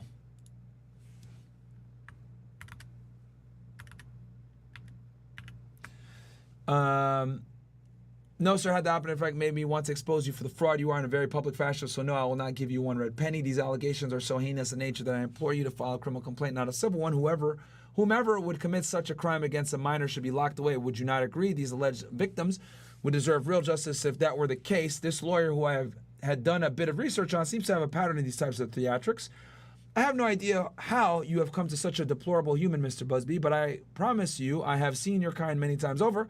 I'm more than prepared to deal with your type. You claim to be a Marine. Marines are known for their valor. You have neither honor nor integrity. My only heartbreak is for my family. My wife and I will have to sit our children down, one of whom is at the age where her friends will surely see the press and ask questions about the nature of these claims and explain the cruelty and greed of people. I'm mourning yet another loss of innocence. Children should not have to endure such at their young age. It is unfair to try to understand inexplicable degrees of malice meant to destroy families and human spirits. My heart and support goes out to the true victims in the world who have to watch how their life story is dressed in costume for profitability by this ambulance chaser in a cheap suit. You have made a terrible error in judgment thinking that all celebrities are the same. I'm not from your world. I'm a young man who made it out the project of Brooklyn. We don't play these types of games. We have very strict codes of honor. We protect children. You seem to exploit people for personal gain. Only your network of conspiracy theorists, fake physicians will believe the idiotic claims you have levied against me that, if not for the seriousness surrounding harm to kids, would be laughable. I look forward to showing you how different I am. And this comes from Rock Nation. Obviously, this comes from Jay-Z Direct. Jay-Z does not have a Instagram account. So, I mean, he dated Beyonce when she was 16. I stand with the Carters. No games. Bro, you was on Beyonce when she was like 16 and you was well into your 20s. We don't believe you. Chill, Jay-Z. If I did it, why not file criminal charges? He's not playing. Yeah, so these are the comments. That's my new shit. I look forward to showing you how different I am. Yep. All right. We'll see what happens, guys. I will, obviously time will tell. I will tell y'all this, though. The HSI investigators are 1,000%. I could say this with certainty. They're going to go talk to this girl. They're going to want to talk to Jay-Z. And I will also tell y'all that Diddy might have just gotten a bone. Let me explain. If it is true, again, I don't know, right? And for those of you that, you know what, a lot of y'all niggas are young. Let me just Jay-Z's not on social media, so I don't expect y'all to really know who this dude is unless you're older. All right? Shout out to Corey Carter, right? No professor Jay-Z, a.k.a. Hove, etc. Look, people can say what they want to say about Jay-Z, Illuminati, blah, blah, blah. At the end of the day, he's going to go down as one of the best rappers of all time. Top 10 easily. All right? Kendrick Lamar is not going to go down as a top 10, but Jay-Z probably will in the hip-hop world. All right? So people can say whatever they want to say. The Blueprint is a legendary album. The Black Album is great. Reasonable Doubt is great. One of my favorite songs is there's a bunch. Holy shit. Wow. Obviously, The Takeover is a legendary beef, even though Nas kind of bodied him with either. Feeling It is my favorite song on Reasonable Doubt. On The Blueprint, Renegade is great with Eminem. That song had a bunch of hits, man. The Blueprint. Either way, look, he also came out with a song called Reminder, right? So I guess I got to remind y'all niggas how legendary this dude really is. Someone said Jay-Z not top 10. Yeah, you're fucking stupid. Stupid. You're fucking dumb. You're fucking dumb. Jay-Z's going to go down as a top 10 rapper. And real quick, look. All right. I said this before, I'll say it again. I don't like Drake. Not a fan. I think that he is a big part of the feminization of modern men in society. All right. However, I acknowledge the fact that I think Drake will go down as a top 10 musician and he will absolutely go down as a top 10 rapper. Right? I don't think Kendrick Lamar will go down as a top 10 rapper of all time. Jay-Z will. Jay-Z will absolutely be on a top 10 rapper of all time. And for any of you dumbass niggas in the chat that are saying that he's not a top 10 rapper, you're fucking stupid. You're fucking stupid. You niggas want to sit here and talk about J. Cole, Kendrick Lamar, Big Sean, any of these niggas. Like, no, bro. Like, no. Jay's going to go down as a top 10 rapper. Like, this isn't even debatable. The dudes in the chat that are saying, oh, Myron, you don't know what you're talking about. No, you don't know what you're talking about. You probably were born in the year 2000 or some shit. And you're stupid. All right? So, anyway. So, I got to give him his flowers and let y'all know this dude is not a P. Diddy. Like, Diddy is never going to go down as a top 10 rapper. Diddy is a producer. Jay was actually a rapper. You want to talk about Lil Wayne being influenced? This was one of his main influences. All right? So, yeah. At the end of the day, Jay will go down higher on the list than Kendrick. If you niggas really think that Kendrick can even hold a candle to this dude, you guys are stupid. You guys are fucking dumb. Fucking dumb. Some niggas say you know nothing about real rap. Shut the fuck up, ABC. Shut the fuck up. Anyway. Now that we talked about his rap career, right, that he is a rap legend and he will go down in history, now let's talk about the Diddy case, all right? No, someone said Myron doesn't listen to rap. No, I don't listen to current rap. It's trash. Yeah, some dumbass said, I don't know a single quote from Jay. Well, you're just dumb, bro. Okay. So here's my thing, right? With Jay-Z and Diddy, right? So if I'm the HSI case agent, right? Let's go into an imaginary world. These allegations come out. I'm the HSI case agent that's handling Diddy's case, right? Out of HSI New York. I'm going to go talk to that girl immediately. I'm figuring out who this Jane Doe is. I'm going to go talk to her. You need to tell me everything that went down on that night at the awards and the after party. Diddy was a witness. Who else was there, right? Then, once I get her statement and I'm able to get corroborating people, I'm going to go to Diddy at the jail. Obviously, his lawyer's going to be present. I'm like, look, bro, I'm going to throw you a bone. Was Hove there? And if he was, are you willing to testify? If he says yes, that will go a long ways towards helping his fucking case. All right? If these allegations are true. If these allegations are true. So, if Hove actually did this, Diddy needs to cooperate. And not only cooperate, but obviously prove it. Because apparently there was a woman there and there were other witnesses there. If they can get multiple witnesses to corroborate this, there could be a criminal case made against Jay-Z. Now again, we know the nature of these lawsuits a lot of times is to get money, right? So, I don't know. I ain't gonna lie to you, I don't know. I'm just talking to you guys about the criminal case. Hip hop, and the reason why I did this, right? Well, the reason why I told you guys like, I wanted to disclose where I see Jay-Z as a rapper is I wanted to let you guys know. Look, I respect his music career. I do think he's a top 10 rapper. However, I'm being objective here, and I'm telling you guys from a criminal perspective, a criminal case perspective, Diddy might have just got a fucking lifeline. If Hov was there, and Diddy and other credible witnesses can point him as to being there, and they're able to see other corroborating evidence. Maybe it was a hotel party at, on a certain day. Or, Diddy had a lot of fucking video. If he has this on video, Jay is cooked, and Diddy's going to get time off. That's what's going to happen.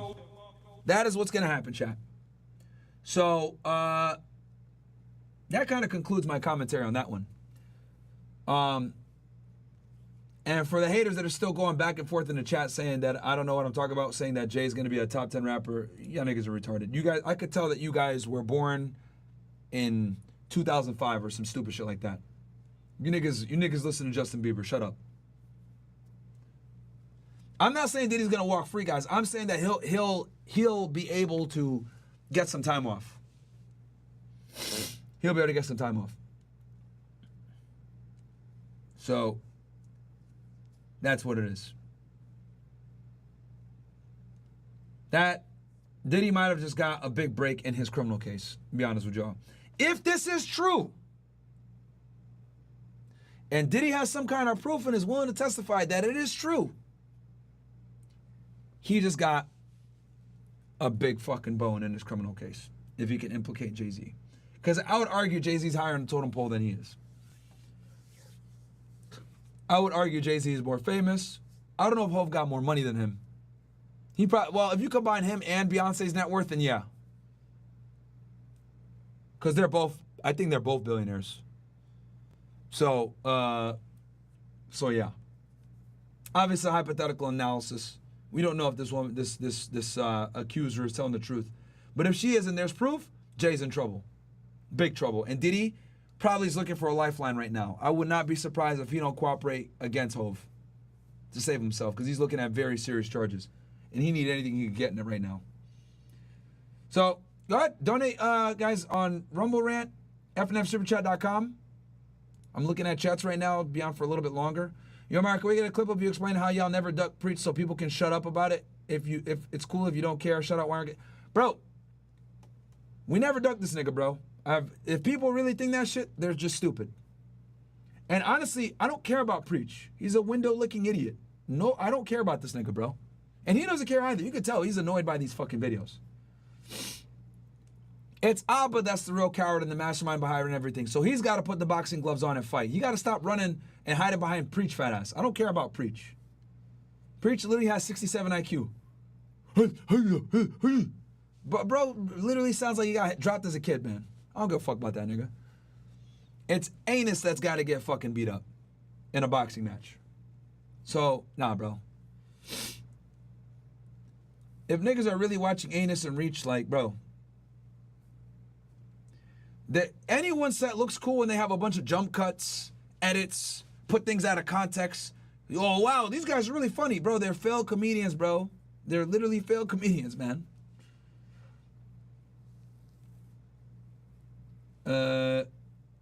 Daniel Penny situation, I covered it. His case got dismissed.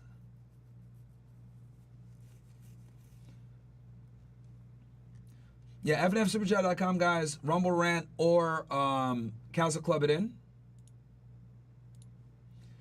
Yo, Mark, Kendrick Lamar is a better rapper than Drake.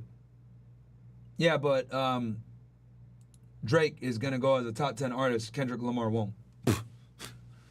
What y'all niggas don't understand about this, bro? You could say Kendrick Lamar is a better rapper, but Drake is going to go down as a top 10 musician, bro. That's what I'm trying to tell you. Drake is going to be alongside, when it's all said and done, I'm 50 years old, you're 40, whatever the fuck age you are. When it's all said and done and Drake is done with music, he's gonna go down next to the Michael Jacksons and the Elvis Presleys. And this is coming from somebody that doesn't like Drake. I don't like Drake. But I acknowledge the fact that he's transcended genres, he's transcended borders, he's transcended continents. He's been on top for so goddamn long. He's gonna go down as a top 10 artist of all time, bro. He's gonna go down with the Princes, he's gonna go down with the fucking Tupacs, the Biggies, the Elvis Presleys, the Michael Jacksons. He's gonna go down. The Beyoncé's is gonna be in there. It's gonna be in that top 10. Kendrick Lamar will not. Kendrick Lamar is riding this wave, but bro, yeah.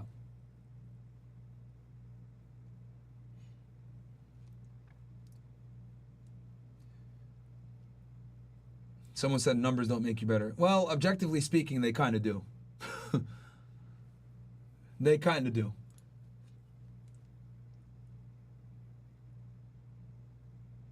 Someone said Myron is misinformed about Kendrick. Kendrick has achieved everything Drake has and more. Nigga, are you stupid? Bro, like some of y'all niggas are dumb. Like just dumb. Dumb. I don't like Drake and you fucking idiots are forcing me to defend him. Bro, before this fucking Drake beef, niggas aren't playing Kendrick Lamar in Australia and New Zealand and foreign countries like that. They're playing Drake everywhere though. Are you guys fucking dumb? How many times does Drake hit Billboard? Versus how many times does Kendrick hit Billboard? How many albums does Drake have? How many albums does Kendrick have? How long has Drake been on top? How long has Kendrick been on top? Shut the fuck up. Shut the fuck up. I hate that you guys are making me defend fucking Drake. I don't like him. But even I can acknowledge the fact that he's superior to Kendrick Lamar in every regard. Look, Kendrick Lamar is a better lyricist. Cool. All right. Take that. Fine. You guys want to be Diddy? Take that. Cool. I'm talking about who's going to go down as a top musician when this is all said and fucking done. When there's gravestones for Aubrey Graham and Kendrick Lamar, who are niggas going to remember? They're going to remember Drake. Shut the fuck up. Some of you guys are fucking stupid. Holy shit, man. Drake is a pop star. Kendrick is a rapper. Do you not get it? As a pop star, you're worldwide. As a rapper, you're North America. Shut up. Holy shit, niggas are dumb. Holy shit, bro. Niggas are so stupid, bro. This is crazy to me. Niggas are really trying to sit here and tell me, oh, Kendrick better. Cool, okay, could rap better. Who cares? Who cares about that? No one gives a fuck. Niggas are gonna be playing Drake 50 years from now. Ain't nobody playing Kendrick. And you can take that to the fucking bank. The fuck, man? People are so dumb, bro. Holy shit. Some of y'all don't got like any common sense. Some of you guys don't have any fucking like some of you guys probably fucking think Preach is smart or some shit. Some of y'all niggas. I don't like Drake. I literally have complained about him destroying modern masculinity several times. He's so sus. He's so weird. He has extremely effeminate characteristics.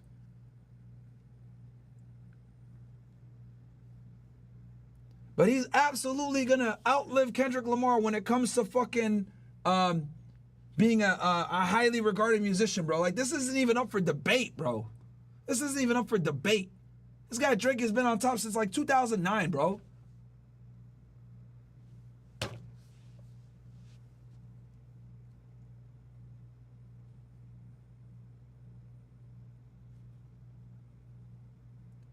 Nigga said Eazy-E was better. All right, bro. You can say Eazy-E was better.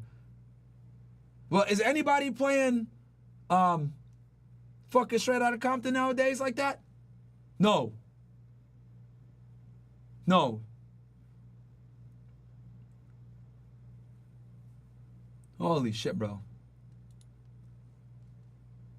Niggas are stupid, bro. Like, you Kendrick fans are retards, bro. See, the difference is this. I don't like either artist.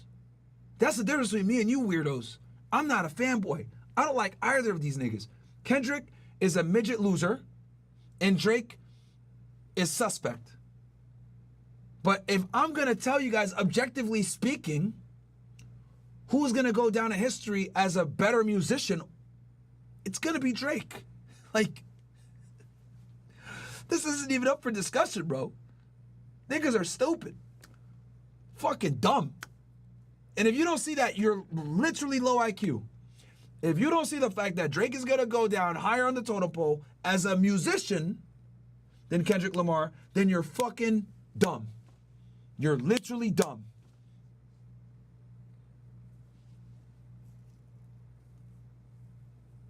You guys can criticize academics when he says this, cool, because he loves Drake.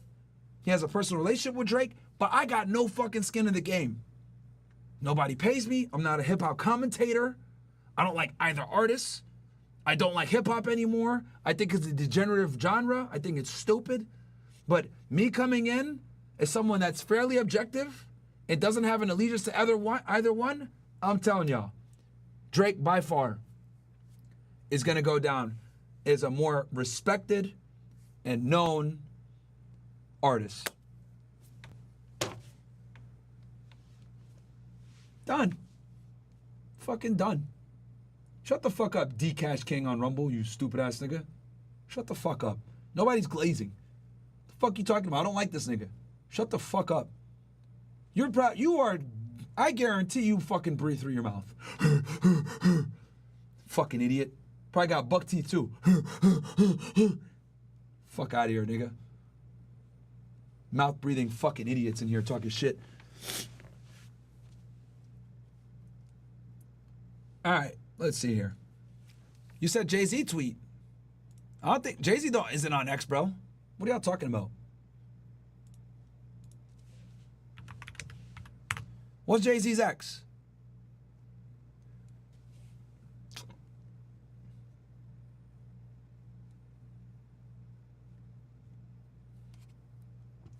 I don't think Jay has an X, bro.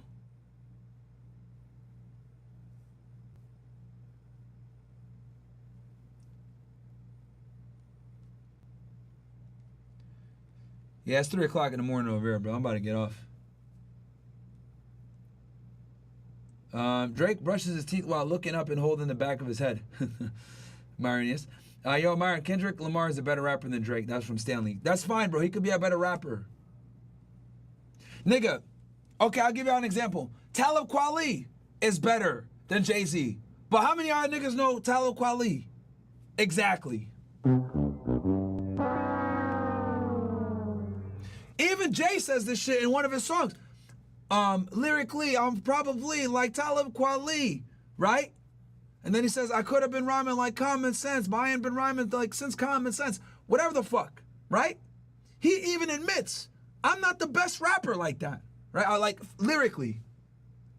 But he's more popping than them. Who are people gonna remember? You gonna remember, just to get by, just to get by, just to get by? No. You're gonna remember, you know, thug 'em, fuck 'em, love 'em, leave 'em. You know what I mean? That's what you're gonna remember, man. Beep, beep, then I'm picking him up. Let him play with a dick in a truck. A lot of chicks want to put niggas fists in cuffs, divorce him and split his bucks. Just because you got good head, I'm gonna break bread so you can be living it up. Shit, parts with nothing, y'all be frontin'. Me give my heart to a woman, not for nothing, never happened. I'll be forever macking. Like, come on, bro. Come on, man. Niggas remember that. Just to get by, just to get by. No, no, no. Consequence, Talib Kweli, Common, all these guys are fantastic. Great rappers, great lyricists. AZ, right? Great. But guess what, man? Nobody's gonna remember these niggas. So shut the fuck up. Yo, dude, Kendrick's been a rapper. Who cares, nigga? Like, that's not what people care about, bro. Most Def, like, yeah, man. Lyrics don't make a rapper better. Not just lyrics. If you only care about lyrics, cool. I respect that. But there's way more to the repertoire than just lyrics. And that's what I'm trying to say. If you guys want to say Kendrick got more lyrics than Drake, great, bro. Awesome. Who are people going to remember, though? Drake. Who's going to be considered a better artist overall and more consistent, Drake? So whatever.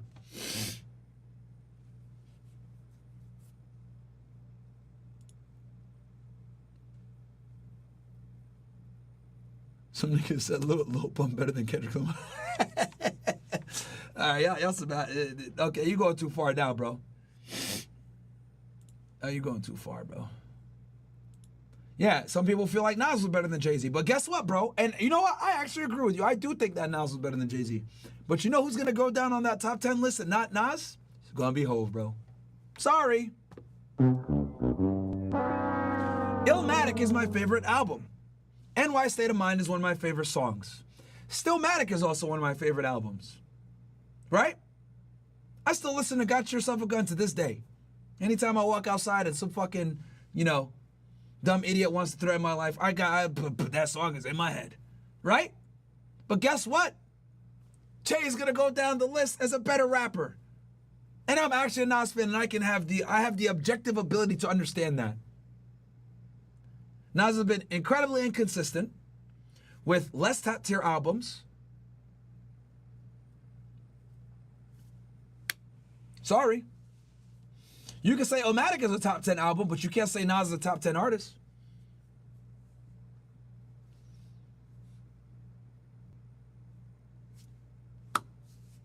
This is coming from a guy that likes Nas better than Jay. Trust me, when they had that beef, I was saying all the time Jay was trash. I was on Team Nas 100%. Either destroyed him. But at the end of the day, like I said before, niggas are going to always remember the blueprint, but they're not going to remember Stillmatic. Facts are facts.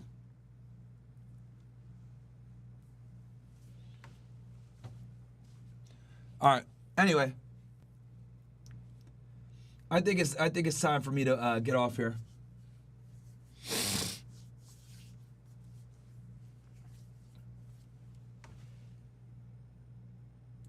Myron, stop arguing with retards and tell us what you think of my previous chat. How much you guys want to bet once Elon colonizes Mars, them boys come out and say God promised the Mars? Yeah, they probably will, bro. They probably will, man.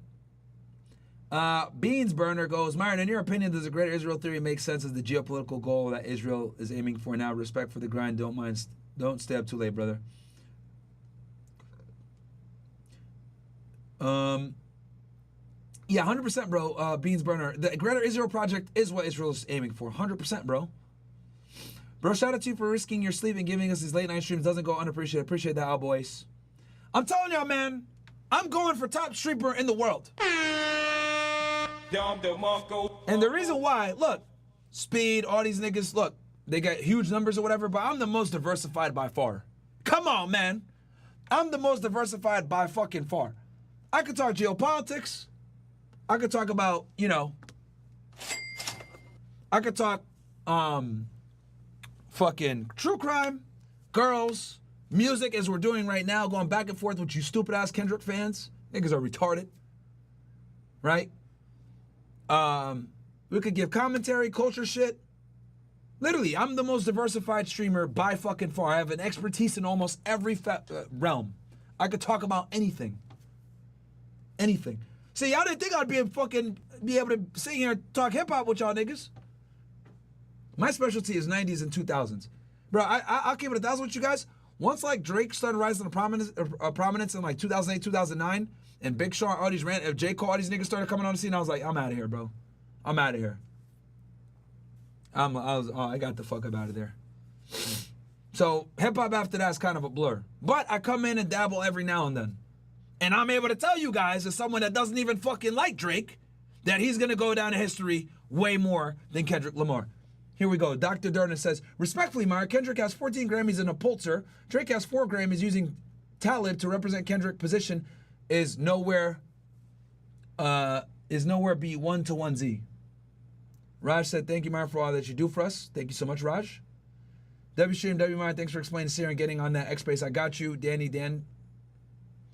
Yeah, bro, y'all niggas can have your opinions. Kendrick got 14 Grammys. But he's not as consistent as Drake, bro.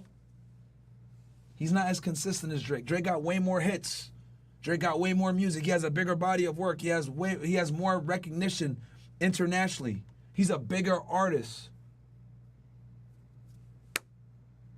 And the reason why he know he's such a big artist is because Kendrick Lamar is the most poppin' he's ever been in his fucking life now because of going at Drake. You always go after people that are doing better than you. Look at Anus and Reach. Bro, why do they make videos on us all the time? Despite the fact that we're not popping as they claim, they make videos on us all the time and that's their most viewed shit. Think about that. Like, Kendrick's career is the best it's ever been going at Drake. Anus and Reach only get views when they talk about us. They only started growing when they talked about us. Niggas always go after people that are doing better than them. Despite the fact that Anus and Reach have a bigger YouTube channel, we have far more global reach than those bitch-ass dusty niggas, and they know it. I guarantee you guys, if me and Anus walk down the street, more people are gonna recognize me and say I've changed more lives than him. That's a fact. Because I'm more diversified. I cover so many different things. I don't just sit here and talk about niggas on the internet all day like they do, that are doing better than them. So that is why they've made 70 videos on us. You always throw and attack people doing better than you to get more recognition. Their most viewed videos are always us. Think about that. Despite them being a bigger YouTube channel and us falling off as they claim. If we really fell off and we weren't relevant like they claim, why would y'all niggas be making videos on us? I'll tell you why. Because culturally, you can't escape us. We're all over TikTok. We're all over Instagram. We're all over YouTube. We're all over Rumble. We're all over Twitter. Despite the fact that we are censored and banned, and most of these clips that you guys see aren't even posted by us, FYI, most of the clips that you guys see on your social media aren't even posted by us. Me and Fresh have been banned off Instagram since fucking March of 2024. We just made new accounts now. We are still more relevant than them on platforms despite the fact that we've been banned. I haven't had a TikTok account since 2020, bro. Let that sink in. We are shadow banned on YouTube. We don't prioritize YouTube. I just got my live feature back on X 2 days ago. I just made my X account a year ago. We've been in social media since 2020. And we absolutely laugh these guys on every single social media platform. They might have more subs than us on YouTube. Hell, they might even get more views. But we are on every platform. And we split our views between Rumble and YouTube and X and everywhere else. We don't prioritize YouTube like we used to anymore. But if we did, we'd start killing them. I'm telling you. We started prioritizing YouTube, only streaming on YouTube, pushing all the traffic to YouTube. We will start beating them on views. I promise y'all that. But they come at us because you can't escape us. We are everywhere despite the fact that we're banned. People post our content. Why? Because our content is fucking good. Quality defeats gimmicks every time. They could talk shit about us. They could try to put us down. They could push out false narratives. They could say whatever they're going to say. But the quality always overrides the gimmicks and the bullshit. That is why they have to make 70 videos talking about us. Meanwhile, we've made only one video talking about them. And we are far more relevant to them culturally and on all the social media platforms, despite the fact that we are shadow banned, censored, and don't even run accounts on some of these fucking platforms and haven't done it for years. That is why they make videos on us. That is why they're jealous. And that is why Anus will never stop making videos because of his jealousy of me. I'm the superb East African. Fitter than him, taller than him, better looking than him. Superior to him in every regard. Actually have a resume. Actually did real shit in my life. Wasn't disowned by my family. Not a high school dropout. Not a fucking moron. Not out of shape. Not a weirdo. Not a dusty. Probably have more money, despite the fact that I got into the social media game way after him. I'd be mad too if I was him. We accomplished everything they did in half the time, in a third of the time. I'd be mad too if I was them niggas, bro. I'd make 70 videos talking shit as well. Real talk, man. We've saved more lives. We get more views. We're more well known because we're everywhere. because the content is good. People repost our shit and get paid off of our shit. And that's fine. I don't mind it. So anyway, besides cooking anus, because I don't really care about reach, I'll be honest with y'all. That's kind of what it is. But yeah, the reality, guys, like I said before, is they're always gonna go at you when you're doing better. And the only reason Kendrick is blowing up is because Drake is better.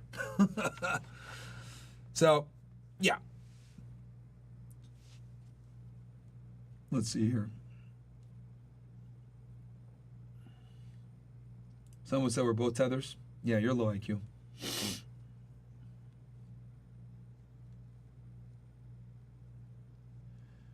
All right. I think that's where we're going to close it, ladies and gentlemen. I think that's where we are going to close it. Love y'all, ninjas.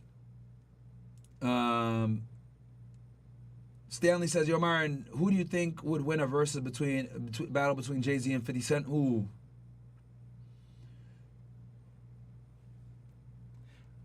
I think 50 might edge him out. 50 might edge him out.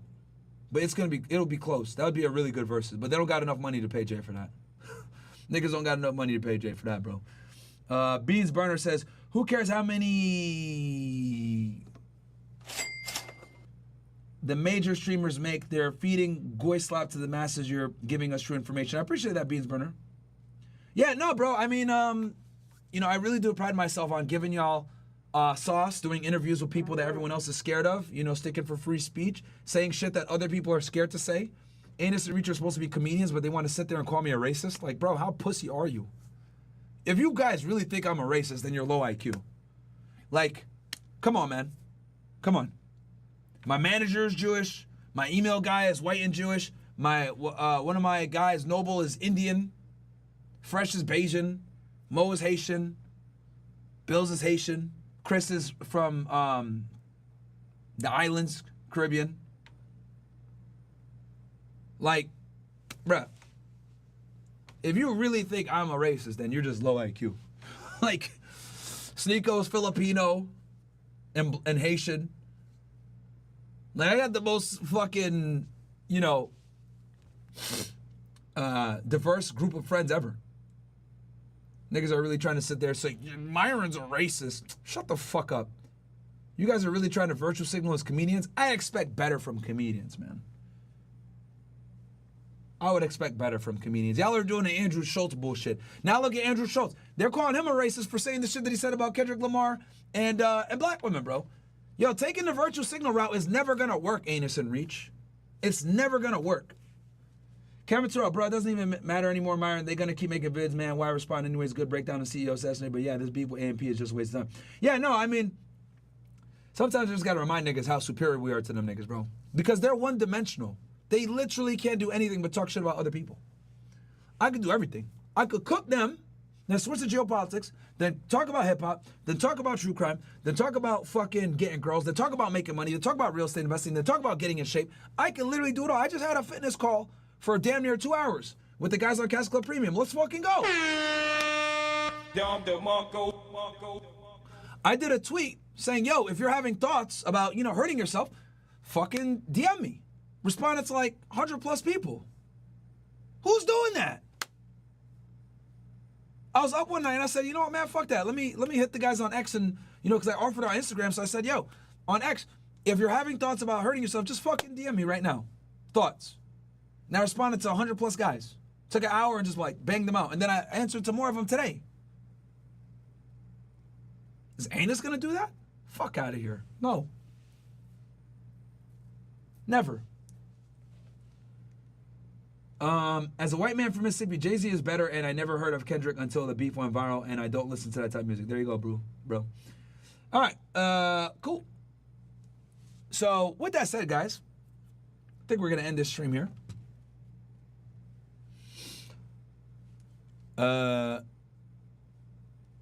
Let's see here.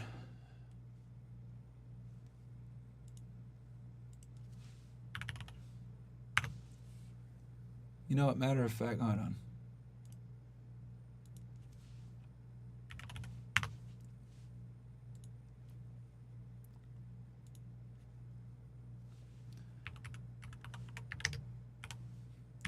Since I'm cooking on X, let's see here.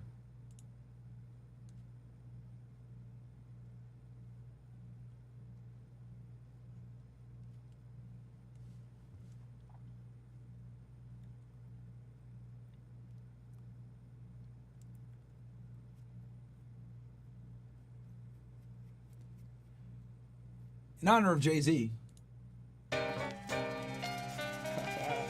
we're gonna close out the stream.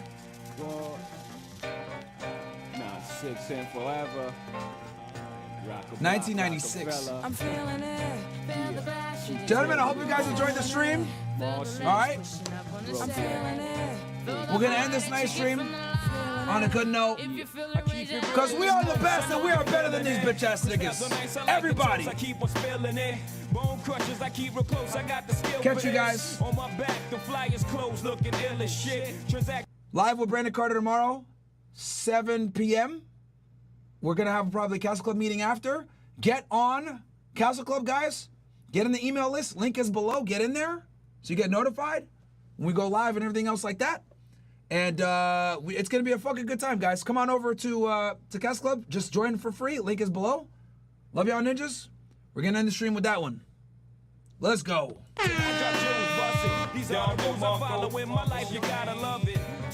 Love y'all. Peace.